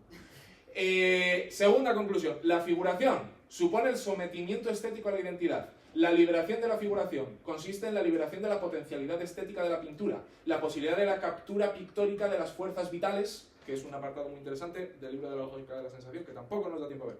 Y ya con esto termino. Es a partir de una voluntad espiritual. Deleuze habla de una voluntad espiritual que permite los afectos divinos más humanos y más infernales. Eso es lo que los pintores cristianos se permitían pintando el cuerpo de Cristo. Es un sentimiento religioso el que permite alcanzar la realidad intensiva y las fuerzas intensivas elementales del cuerpo sin órganos. Posteriormente a Grecia han existido muchos momentos en los que los pintores han extraído la figura no representativa del orden de la representación. Está el arte bizantino, está el arte gótico, está el arte veneciano del siglo XV, que eso lo comenta en el Antiedipo. Y está Francis Bacon, que Francis Bacon dice que hay que considerarle un pintor religioso cuando pinta sus piezas de carne en sus iglesias matadero. En ese momento está pintando cuerpos sin órganos. Está pintando cuerpos sin órganos. ¿Qué es el cuerpo sin órganos? La pregunta del millón. Están pintados, los tenemos pintados. Pintar figuras no representativas es pintar cuerpos sin órganos. Y los pintores cristianos no han hecho otra cosa que pintar cuerpos sin órganos. Frente al rostro de Cristo, el cuerpo de Cristo representaría el cuerpo del martirizado del que se habla en 1000 mesetas y que ha servido de modelo para la extracción del orden de la representación en su desafío total a la rostridad. que la rastreridad resume los elementos, o sea, el despotismo de los regímenes de signos. Termino con esto. Bueno, si tengo 2 minutos más, pues puedo comentar un par de cosillas más. Una última cita. El cuerpo de Cristo está verdaderamente trabajado por una inspiración diabólica que le hace pasar por todos los dominios sensibles, por todos los diferentes niveles de sensación. Y yo me pregunto, ¿cuáles son los afectos que nos permitimos cuando vemos una pintura de Cristo? O cuando pensamos simplemente en Cristo. ¿Qué negaciones son las que nos impiden elevar los afectos a efectos celestiales? ¿Nos permitimos esos afectos? Es una pregunta que en Deleuze queda, bueno, quiero decir, o sea, no sé si Deleuze cuando pintó esto, pues estaba pensando que cuando escribe esto la gente lo leería. Termino con esto. Deleuze, en la lógica de la sensación, habla de un ateísmo y vitalismo pictórico en toda la historia del cristianismo, en la pintura bizantina y gótica. Muchas gracias.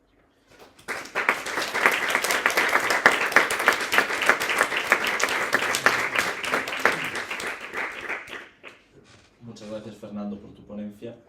Es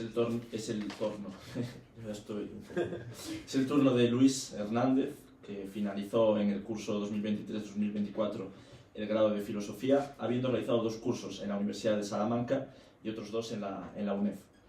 En su último año en la UNED recibió una beca de colaboración en el Departamento de Filosofía Moral y Política, dedicó su trabajo de final de grado a sistematizar los textos de Paul Preciado, procurando encontrar en ellos la posibilidad de franquear las redes de poder imperantes.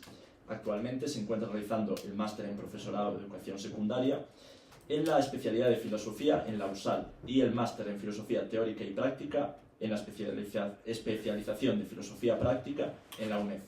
En el presente curso se ha aproximado en 2 trabajos académicos a Deleuze, yendo al concepto de lo menor tal como opera en la literatura y en la ontología. Además, de forma no institucionalizada, se dedica a la creación poética. El título de su ponencia es Paul Preciado, cuerpo y texto, Roth-Peter en el siglo XXI. Bueno, muchas gracias. Yo lo primero que quería decir es que mis compañeros están muy familiarizados con los territorios deleuzianos. Yo no tanto, como he dicho, acabé el grado en filosofía el año pasado, pero que sí he trabajado mucho los textos de Preciado, porque le dediqué mi trabajo final de grado. Entonces, si alguna función tiene esta ponencia, es la de dar algunos indicios que puedan apuntar hacia un posible movimiento de lo menor en lo que podríamos llamar, o aquí voy a llamar, la máquina Preciado.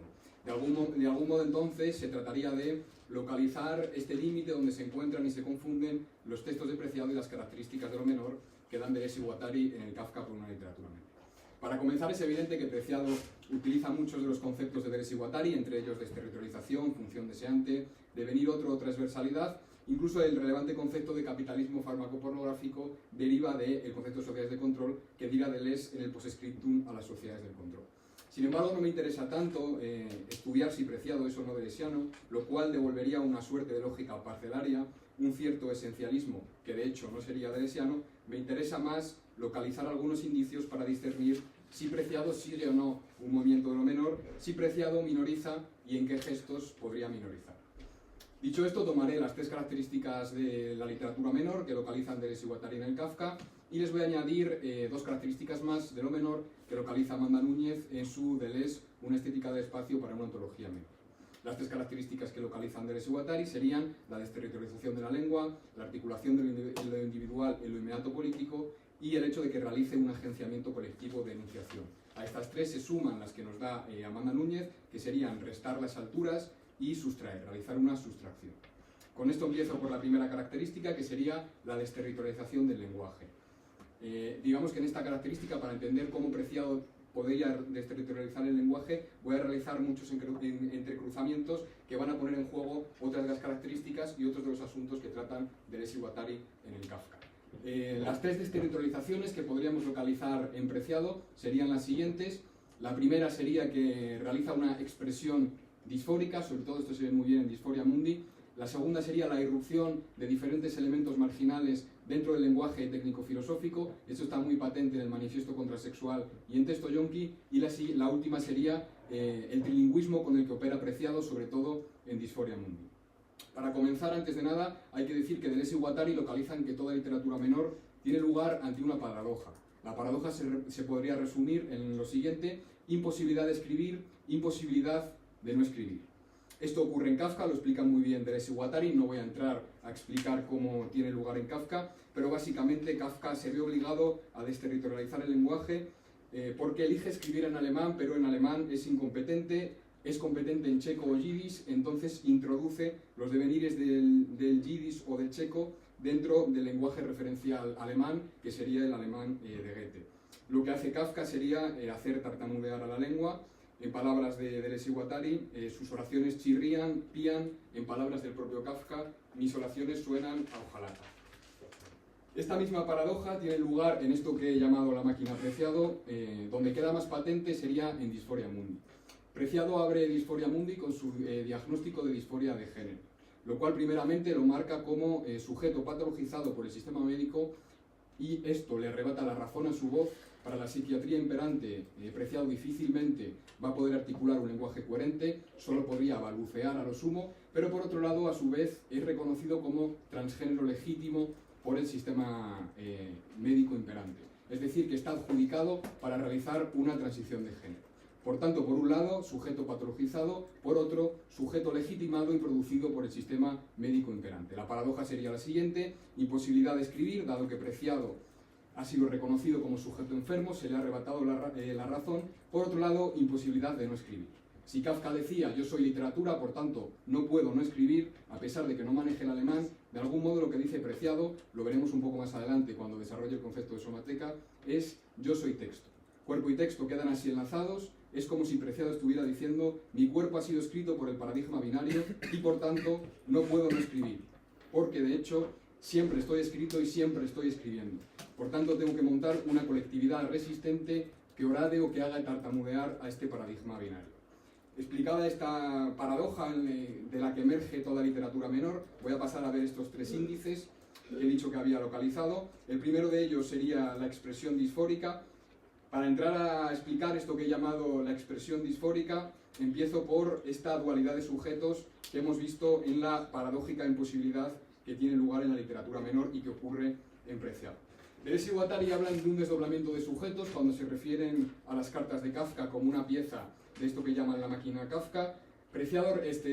Kafka realiza un desdoblamiento de sujetos en sus cartas. Por un lado, el sujeto de enunciación, que sería aquel que escribe, es decir, Kafka escribiendo. Por otro lado, el sujeto del enunciado, es decir, Kafka escrito, aquel sobre el que Kafka está escribiendo.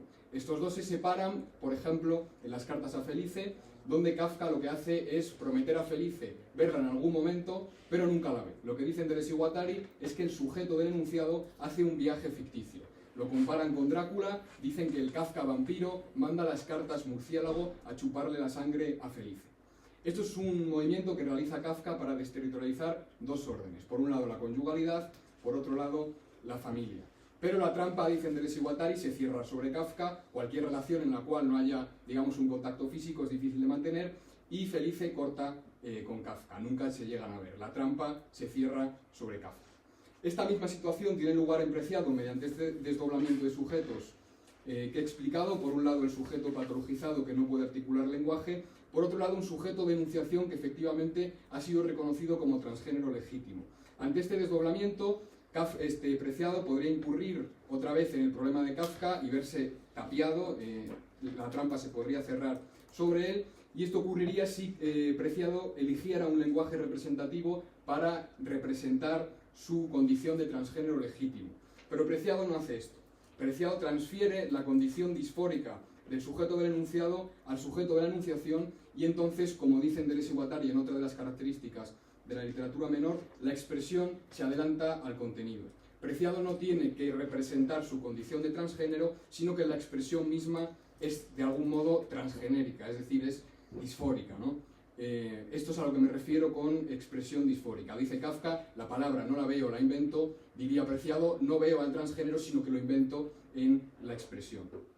Preciado no representa su condición de transgénero, sino que hace la expresión misma disfórica.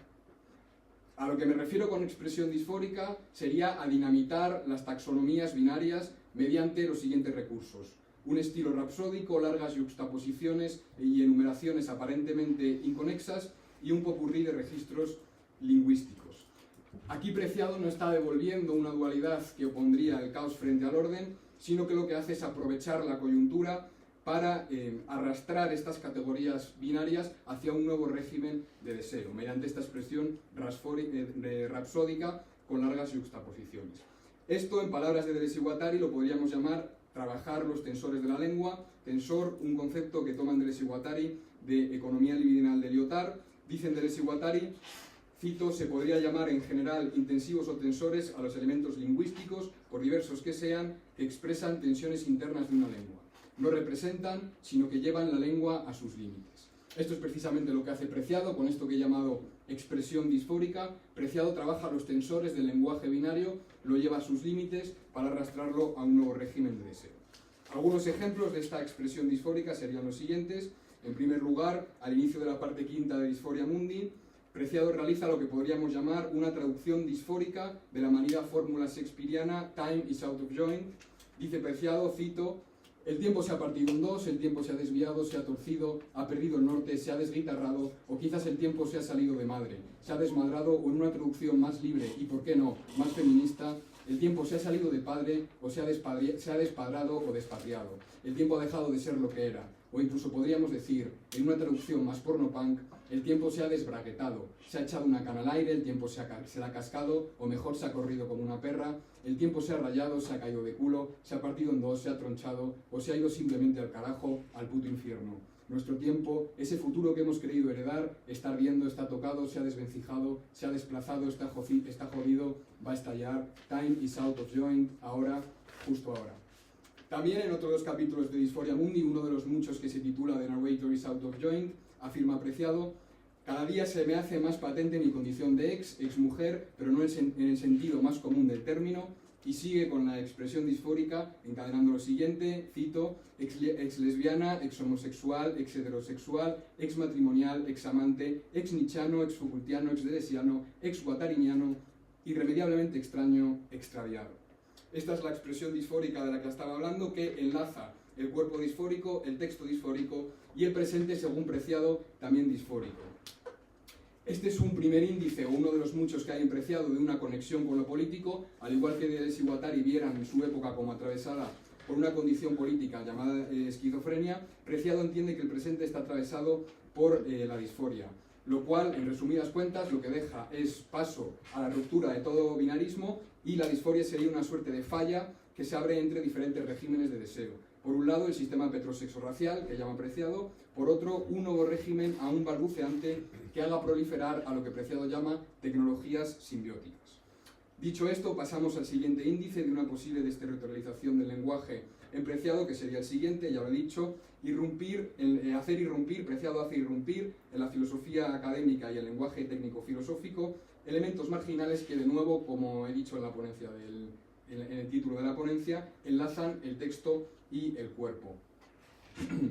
Aquí Preciado también satisface otra de las condiciones de lo menor, esto que decía con Amanda Núñez, que consiste en restar las alturas. Con Deleuze y Guattari podríamos decir que la literatura menor resta las alturas en la medida en que elude lo que llaman la literatura de maestros. Es decir, pierde un modelo, pierde una imagen del buen escribir tomada de antemano, que sobrevuele o vigile el acto de escritura, dando lugar de forma moralista a un escribir bien. Kafka renuncia al alemán de Goethe, no es que renuncie, sino que más bien lo orada desde dentro, introduciendo los devenires del yidis, devenires menores. En Preciado esto se ve en que elige los lenguajes filosóficos en los que se ha formado, bien la tradición filosófica en la que se forma en los jesuitas, bien el postestructuralismo francés o la teoría feminista.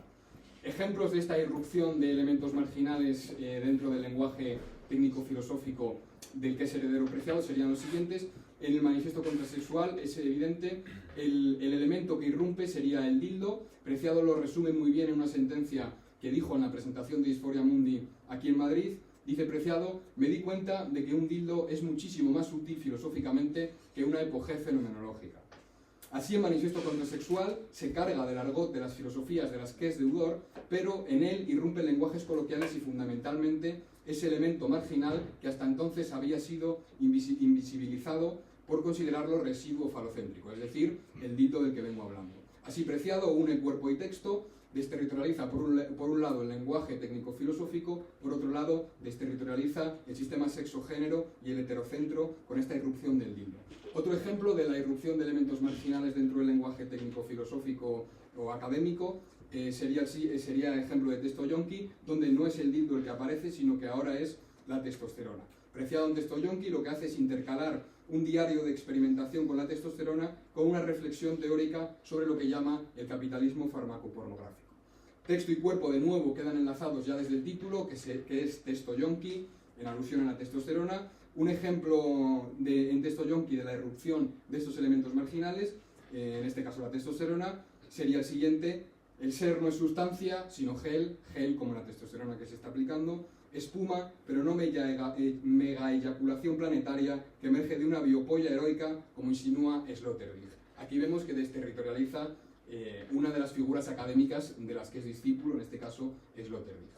Otro ejemplo en texto yonki, aquí se suman referencias pop y figuras académicas como Heidegger o Simone de Beauvoir. Dice Preciado: el Oncomouse se come a Heidegger, Buffy, la cazavampiros, se come a Simone de Beauvoir, el dildo, paradigma de toda prótesis de teleproducción de placer, se come la polla de Rocco Siffredi.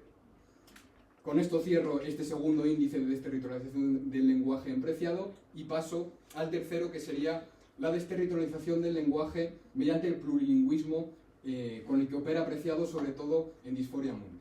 En Dysphoria Mundi, Preciado es su propio traductor, maneja 3 idiomas, el castellano, el inglés y el francés, pero no reconoce ninguna de ellas como lengua natural, ni siquiera el castellano.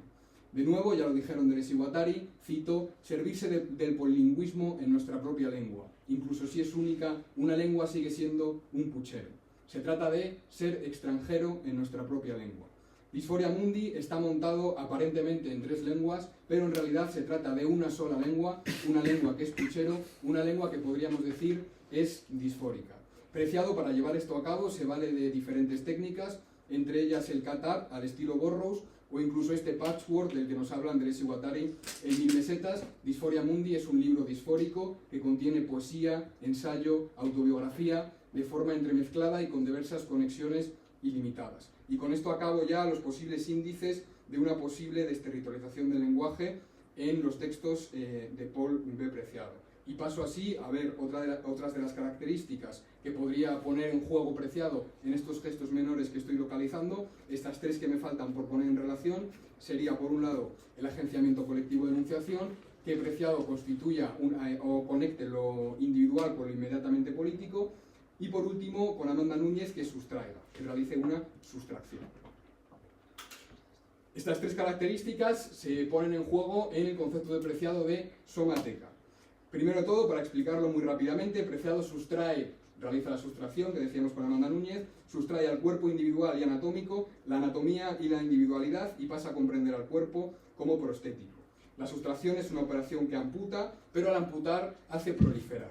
El cuerpo puede acoplar y desacoplar una variedad de prótesis. Esto se ve muy bien en el manifiesto contrasexual y en texto yonki con las prótesis de las que he hablado como elementos marginales, que son el dildo y la testosterona.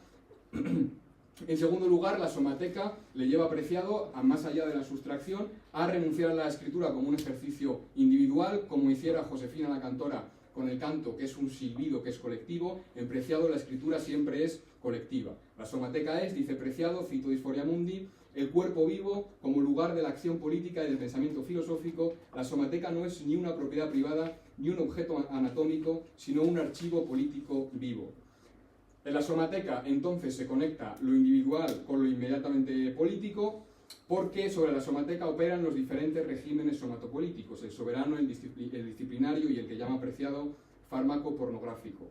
Por esto mismo, su expresión es disfórica, porque sus textos se entienden como artefactos que vienen a operar también sobre esta somateca. La somateca permite a su vez pensar las mutaciones de las tecnologías de poder, lo que llama Preciado las tecnologías necrobiopolíticas, el sistema petrosexo-racial, y al mismo tiempo las mutaciones que dice Preciado operan sobre esa modalidad de existencia que hasta ahora se había dado en llamar subjetividad. Así Preciado, como Kafka, anticipa las potencias diabólicas que llaman a la puerta, hoy no ya el capitalismo americano, las burocracias estalinistas y el nazismo, sino la posible alianza entre las sociedades disciplinarias y el capitalismo farmacopornográfico. De esta forma, Preciado anticipa esta posible alianza y le monta una colectividad resistente en virtud de este concepto de somateca. Por último, ya podría localizar otra serie de gestos menores en esta máquina que he llamado máquina Preciado. Primero, en el texto fílmico Orlando, mi biografía política, No me voy a detener, básicamente en Orlando Biografía Política también tiene lugar un agenciamiento colectivo y se conecta lo individual con lo inmediatamente político mediante el texto de Virginia Woolf, que se convierte en una máquina para hacer hablar a la colectividad de los cuerpos mutantes que protagonizan la ruptura de la epistemología de la diferencia sexual. No me detengo más en Orlando Biografía Política y paso al último gesto, ya para cerrar, que sería el que tiene lugar en Yo soy el monstruo que os habla. Bueno, Yo soy el monstruo que os habla es un discurso que da apreciado ante un congreso de psicoanalistas y allí la relación con Kafka es explícita. El subtítulo del texto es Informe para una academia de psicoanalistas, siguiendo al cuento de Kafka, Informe para una academia. En este cuento, Kafka nos contaba la historia de Rod Peter, un mono que viaja enjaulado a la Europa ilustrada y se ve forzado a humanizarse, a entrar en un devenir humano. Sin embargo, Rod Peter no se humaniza liberándose de una suerte de salvajismo, sino que se humaniza entrando a una nueva jaula, en este caso la de la subjetividad humana. Dice Kafka, metiéndose en la piel de Rod Peter, no tenía otra opción, ya que hemos descartado la de la libertad. La libertad entonces no se entiende como un movimiento, se entiende como la liberación de una jaula. Este es precisamente el tema de Kafka por una literatura menor. Se trata de hacer huir esa jaula, en Preciado, hacer huir a las taxonomías de las que venimos hablando. Rod Peter no imita a los humanos porque crea que la humanidad es libertad, sino porque es la única forma de trazarse una salida. Dice Kafka, en palabras otra vez metiéndose en la piel de Rod Peter, no me seducía imitar a los humanos, los imitaba porque buscaba una salida y por ninguna otra razón. Esto mismo tiene lugar en Yo soy el monstruo que os habla, donde Preciado dice, como los niños que repiten gestos, así yo repetí los gestos que rompían la norma para encontrar una salida. No quería convertirme en un hombre como los otros hombres, buscaba únicamente una salida. Yo no quería ser hombre, yo buscaba una salida. Acepté el yugo de considerarme como transexual, acepté que mi subjetividad, mi cuerpo, mi psique, fueran considerados como patológicos. Y con esto ya cierro más o menos lo que serían estos gestos menores que podríamos localizar en la máquina Preciado.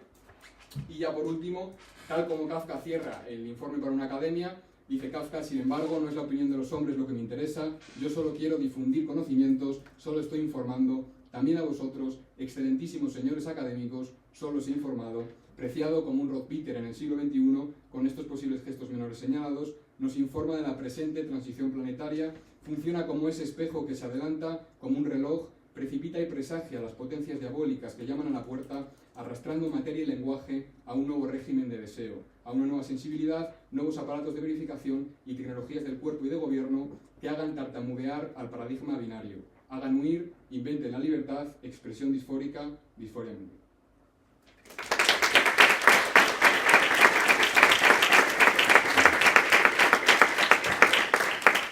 Muchas gracias, Luis, por tu ponencia. Agradezco que los cuatro habéis clavado más o menos el tiempo. Aquí Fernando se pasó 30 segundos, se lo perdonamos. Abrimos turno de preguntas. Como hemos estado haciendo a lo largo del día, pues podemos hacer 2 preguntas, 3 preguntas, respondemos y así. Adelante, por favor. Yo tengo una pregunta para Luis y una para Fernando. Después. La primera para Luis es que me parece muy importante que hayas explicitado y aclarado que ser minoría no implica ya devenir minoritario, ¿no? Sino que implica un movimiento de desterritorialización. Lo que te quería preguntar es, para ti, hoy, ¿cómo juega la economía libidinal, cómo juega el deseo en ese tránsito de pasar de minoría a un devenir minoritario, ¿no?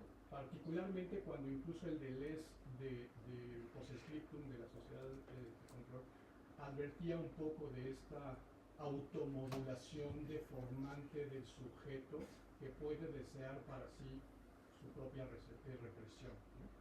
Ese deseo que también en Mil Mesetas dirá a devenir ya fascista, ¿no? Entonces, hoy cómo jugaría, sobre todo, estoy pensando en la axiomática del capitalismo, sí, pero la axiomática algorítmica, del sujeto del algoritmo, ¿no?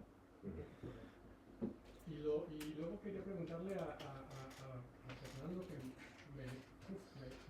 pensando en esta expresión de Cristo, que no representación del rostro de Cristo, sino expresión del cuerpo de Cristo,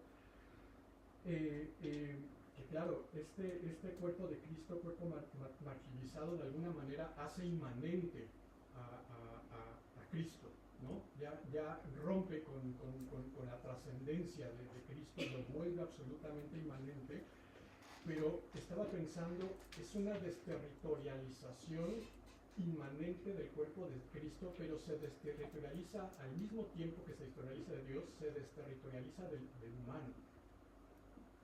Es una doble desterritorialización, ni es Dios ni es humano, y mi pregunta, ¿qué hay ahí? Yo he pensado lo mismo. y diálogo contigo un poco, pensando contigo con la misma propuesta que tú trajiste de la pintura con Deleuze, cuando Deleuze en Diferencia y Repetición, que bueno, tenemos la fortuna de compartir en el seminario, etc., llega un momento en el que dice, ¿cómo se hace un monstruo?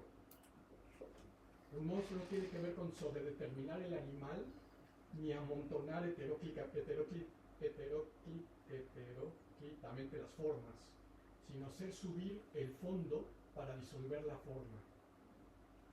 Esa subir el fondo para disolver la forma que hace el monstruo, pensaba qué tan cercana está la expresión de un cuerpo de Cristo martirizado del Saturno de Goya, por ejemplo, en relación con lo que ¿qué hay ahí? Si no es un Dios, si no es humano. Pues si os parece responder. Sí, Sí, vale. sí, hacemos tres.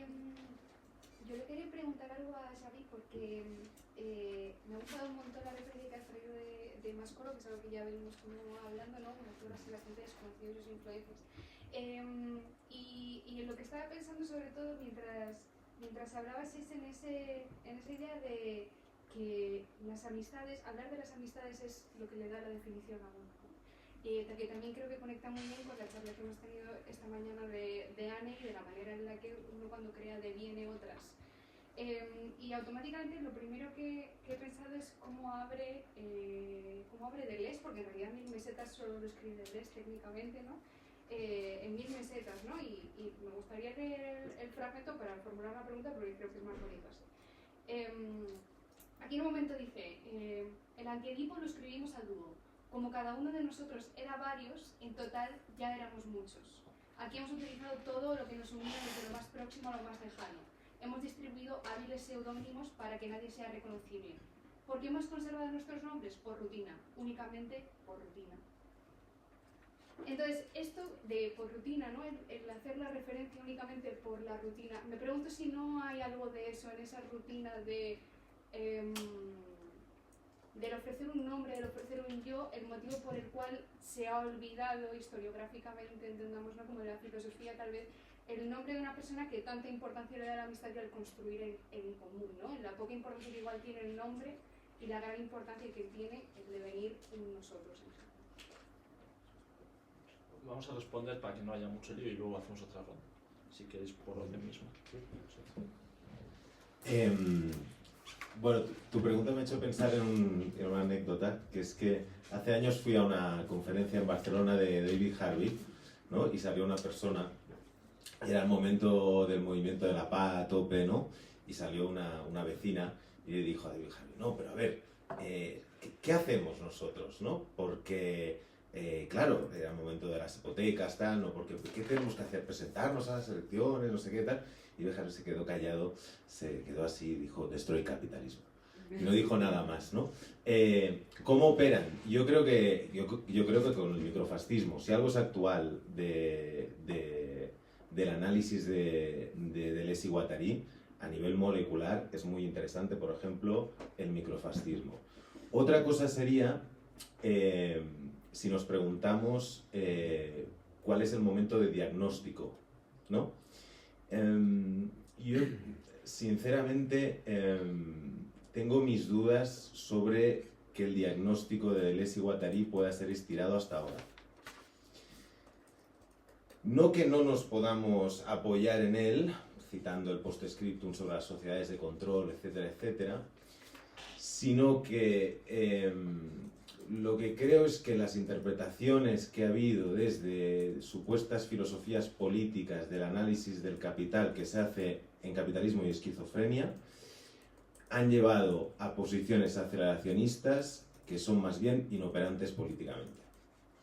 Quiero decir, eso se tiene que admitir. Y que, por otra parte, tal vez, si el capitalismo tiene su declinación en una esquizofrenia que reterritorializa, ¿no? Y por lo tanto necesita del Estado, ¿no? Para generar estos procesos de minorización, y en este caso de, digamos, destrucción institucional fuerte, ¿no? Y de incapacidad de creación política que se da de facto, se da, digamos, como una especie de virus fascista, ¿no? En esta coyuntura yo creo que tendríamos que empezar a pensar que el capitalismo lo que genera es parálisis, ahora mismo. Es decir, una de las declinaciones de la esquizofrenia, que es la catatonia. La esquizofrenia puede ser catatónica, ¿no? Eso sería, por ejemplo, tal vez la sociedad de control lo que hace es generar catatonia. Lo lanzo como hipótesis, que es una cosa que estoy trabajando ahora, pero no lo tengo claro, ¿eh? No te oigo. Pues sí, quiero decir, más que compartir el apasionamiento por la pregunta, que es quizás lo que me interesaría destacar, de que al final una ponencia sobre el cuerpo de Cristo en Deleuze, o sea, sobre la pintura en Deleuze, lo único que pretende es reivindicar unos afectos que considero nos los hemos, por motivos bastante justificados, nos los hemos prohibido.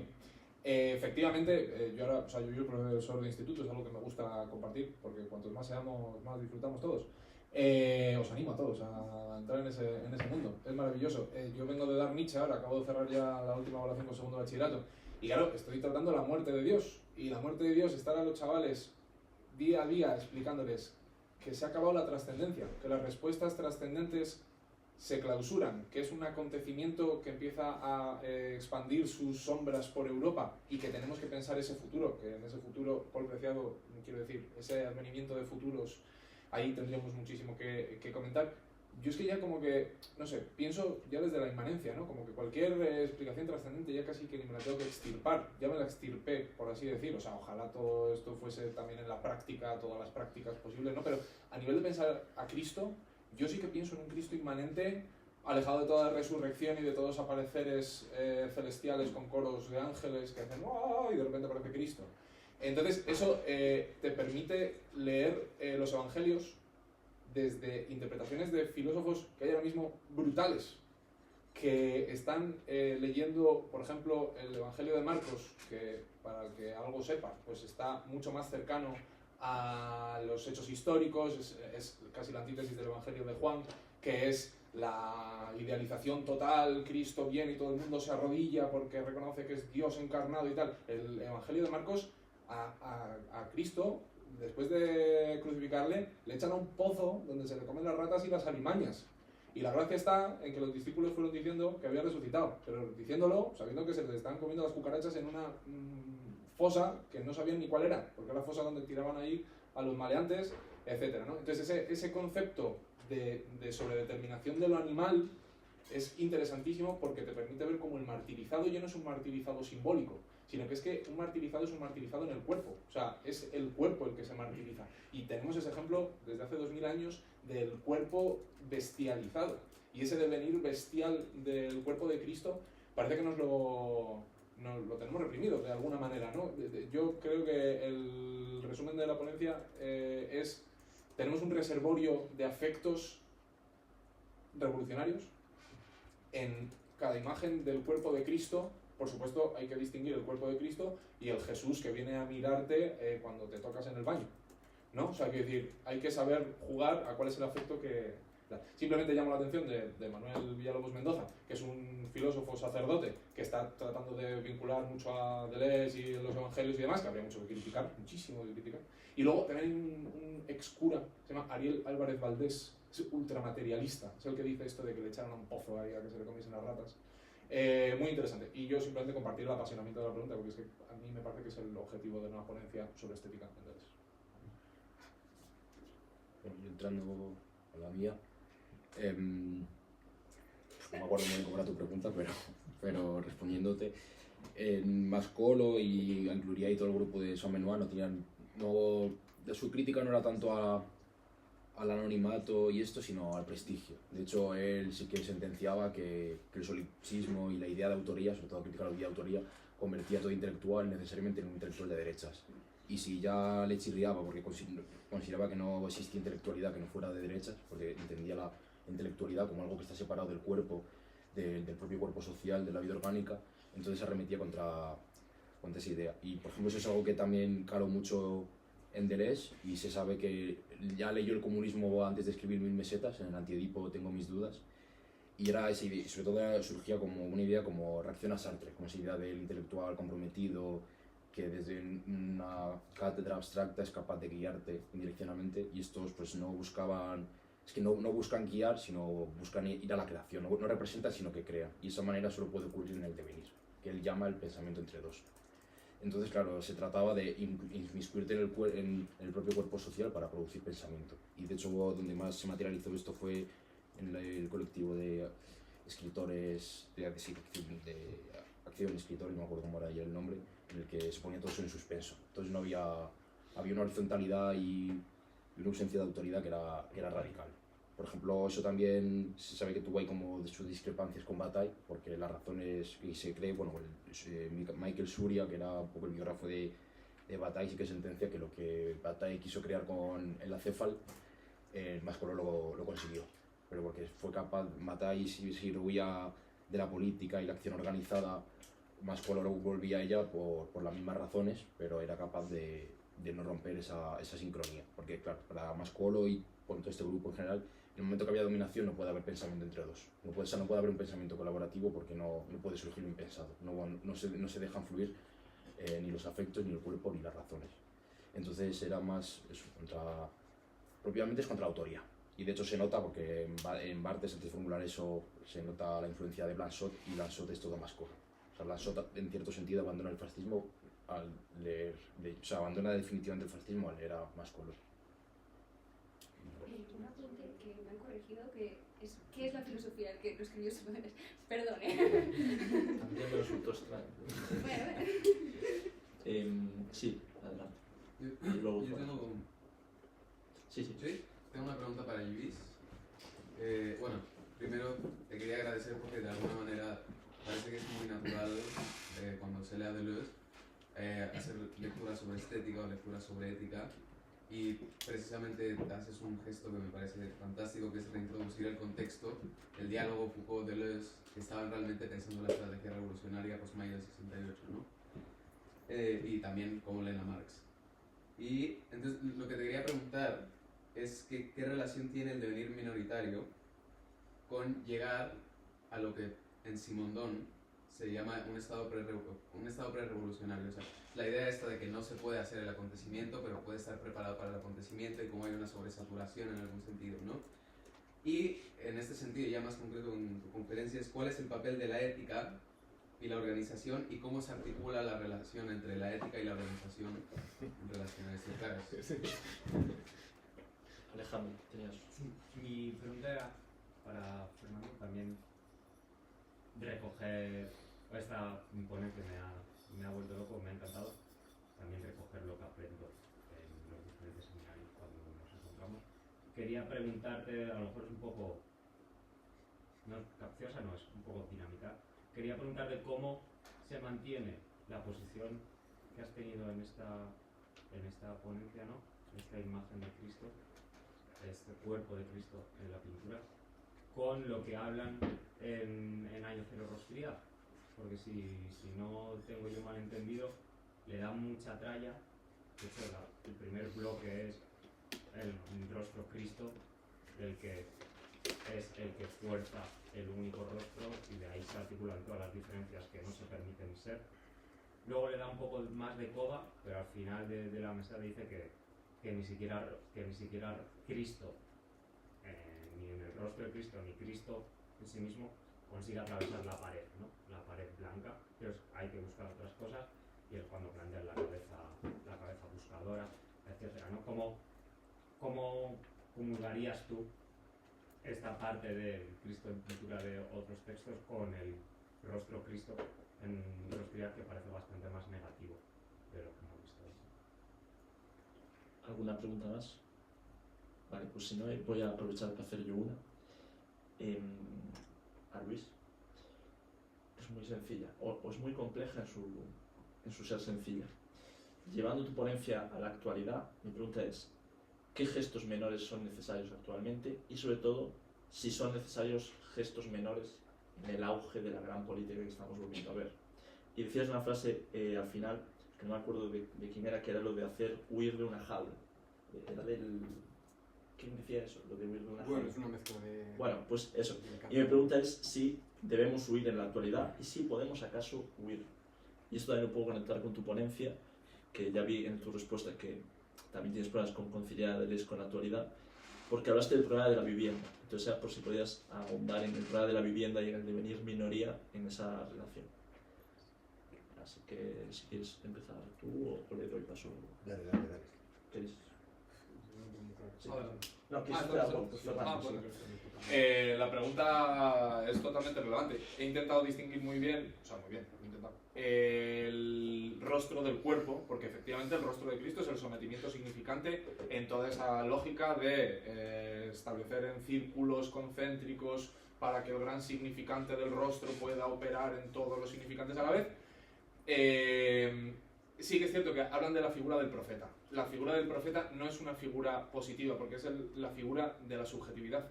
El ejemplo de Unamuno y Kierkegaard, estos filósofos que ante la huida de Dios, ¿dónde está la presencia de Dios? No está la presencia de Dios. Toman casi las armas, o sea, empiezan a actuar de manera autoritaria en busca de ese Dios. Casi el Quijote, pues ahí habría que ver, ¿no? Interpretar ese punto de Dios desaparece y qué es lo que le pasa al profeta maníaco que empieza a dar la chapa sin parar, ¿no? Que al final Jesús era un señor con un chapas, que seguramente como Sócrates, y le matarían también por ese punto de chapa. Ahora bien, el cuerpo de Cristo es la culminación de un proceso asintótico de subjetivación que lleva hasta un punto, quiero decir, el Mesías sería el profeta de los profetas. ¿Qué lugar tiene en la filosofía? Como ese lugar último, asintóticamente lejano, en el que la desterritorialización subjetiva, pero a base de subjetividad, a base de subjetivar, acabas desterritorializándote y, quiero decir, ¿cómo acabas? Acabas muerto por un ejército de ocupación en la zona de Galilea, del actual Israel, y lo que dicen los discípulos que escriben los evangelios es que este señor ha hecho una comunidad de amistad. Cuando les han destruido el templo, han destruido absolutamente todos los símbolos de su cultura, y lo que está proponiendo este señor, y sobre todo más que este señor deliró hasta el infinito hasta que le mataron, los discípulos, es hay que querer al enemigo. O sea, es como, quiero decir, es que no me quiero meter en fregados, pero creo que en Israel ahora mismo están en una situación en la que los palestinos no se van a poner a amar a los judíos. Y lo que decían estos señores es que había un señor que había llegado al delirio absoluto y que lo habían matado por ello, diciendo que había que amar al enemigo. Pero no lo dicen en un momento de paz, happy flower, tal. Lo dicen en un momento en el que han destruido el templo y en el que están siendo sometidos a la mayor de las humillaciones históricas. Que 40 años después hay unas revueltas en Judea que acaban destruyendo Jerusalén y cambiándole el nombre a la ciudad porque ya no sabían qué hacer con los judíos. O sea, les tenían que exterminar. Los romanos tenían que exterminarlos.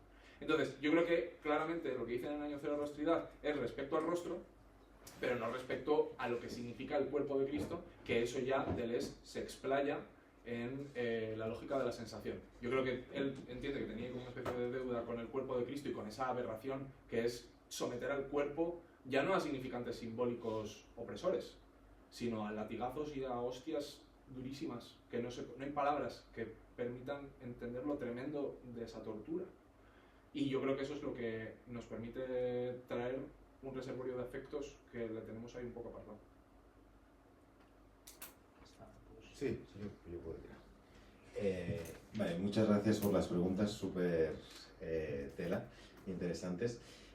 A ver, yo cuando escribí la ponencia quería empezar con una, y de hecho lo he borrado todo porque pensé, me voy a Madrid y me voy a cagar en el libro de de Pardo del Cuerpo sin órganos. Yo qué sé, ¿sabes? No, tampoco, no he venido nunca a Madrid. Pero justamente, ¿sabes? No sé, yo qué sé, ¿sabes? O sea, tampoco quería yo aquí, ¿sabes? Pero en realidad es una crítica, o sea, toda mi ponencia es una crítica porque Pardo, que el libro este que a mí me ha influido mucho, porque me parece un libro cojonudo, por otra parte llega a un punto en el cual él analiza el empirismo trascendental y llega a un punto donde hay una sección que se llama poesía e historia. Y ahí se acaba. Y pasa a analizar el antiedipo. Es decir, no recoge la traza de Guattari. Es decir, él dice, la producción de sentido, tal, la obra de arte, y es cierto todo lo que dice. Lo que pasa es que no le saca las conclusiones políticas.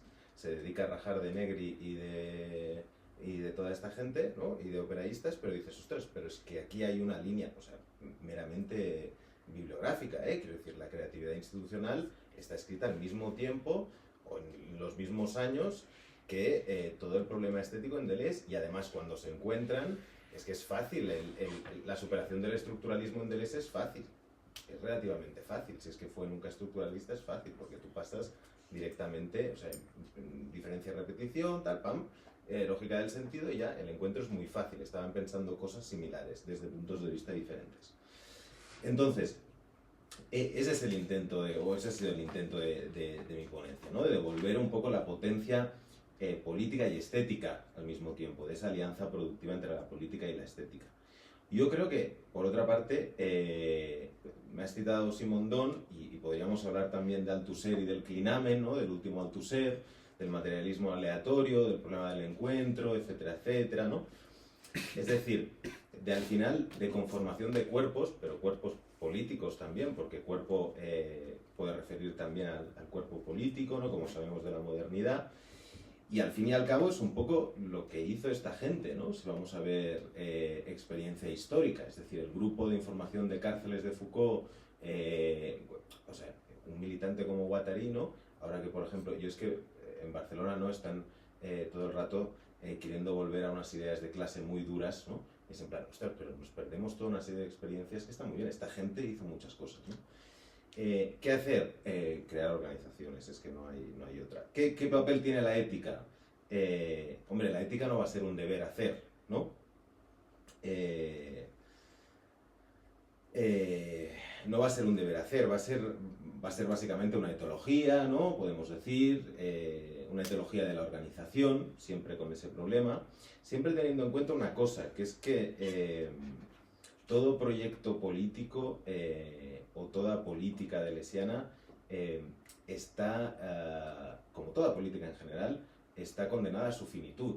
Es decir, Guattari, por ejemplo, pasa de una cosa a la otra no por hiperactividad simplemente, sino porque los proyectos se acaban. Punto. Uno va bien, ¿no?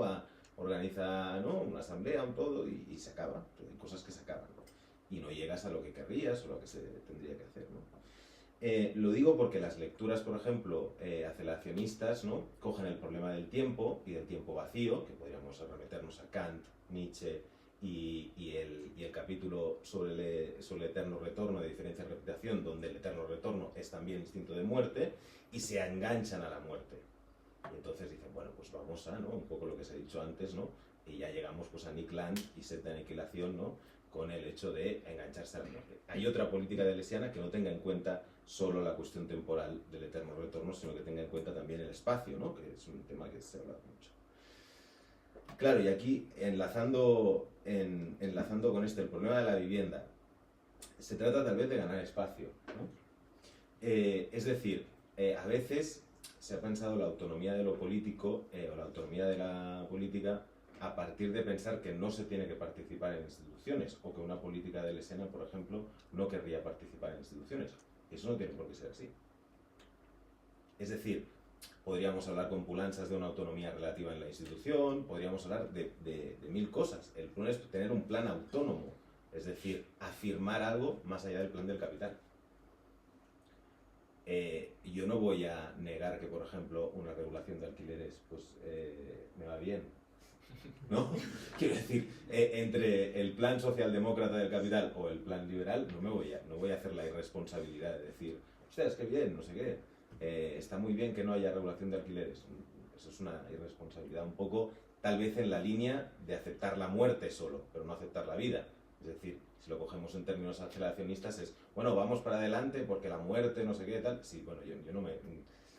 pase usted primero, ¿sabes? Yo qué sé, ¿sabes?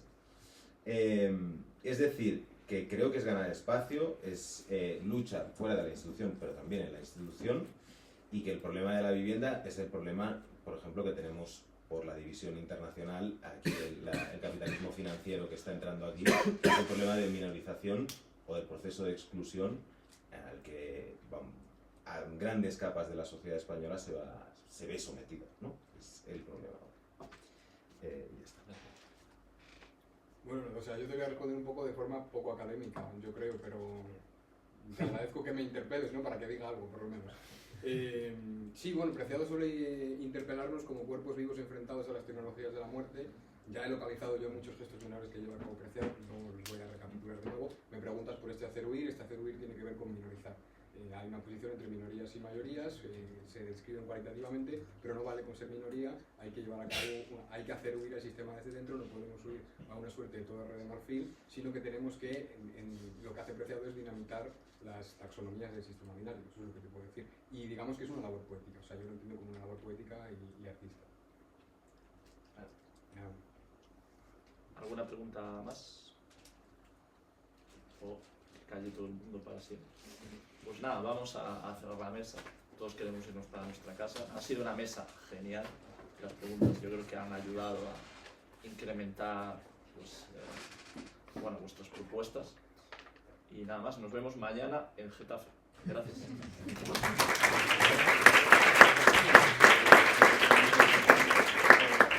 A las 9:30. A las 9:30. Que habla Nicolás, que es un gran delesiano. Que es la puesto el cero. Sí. Aparte el cine como autor. Y una de estas charlas.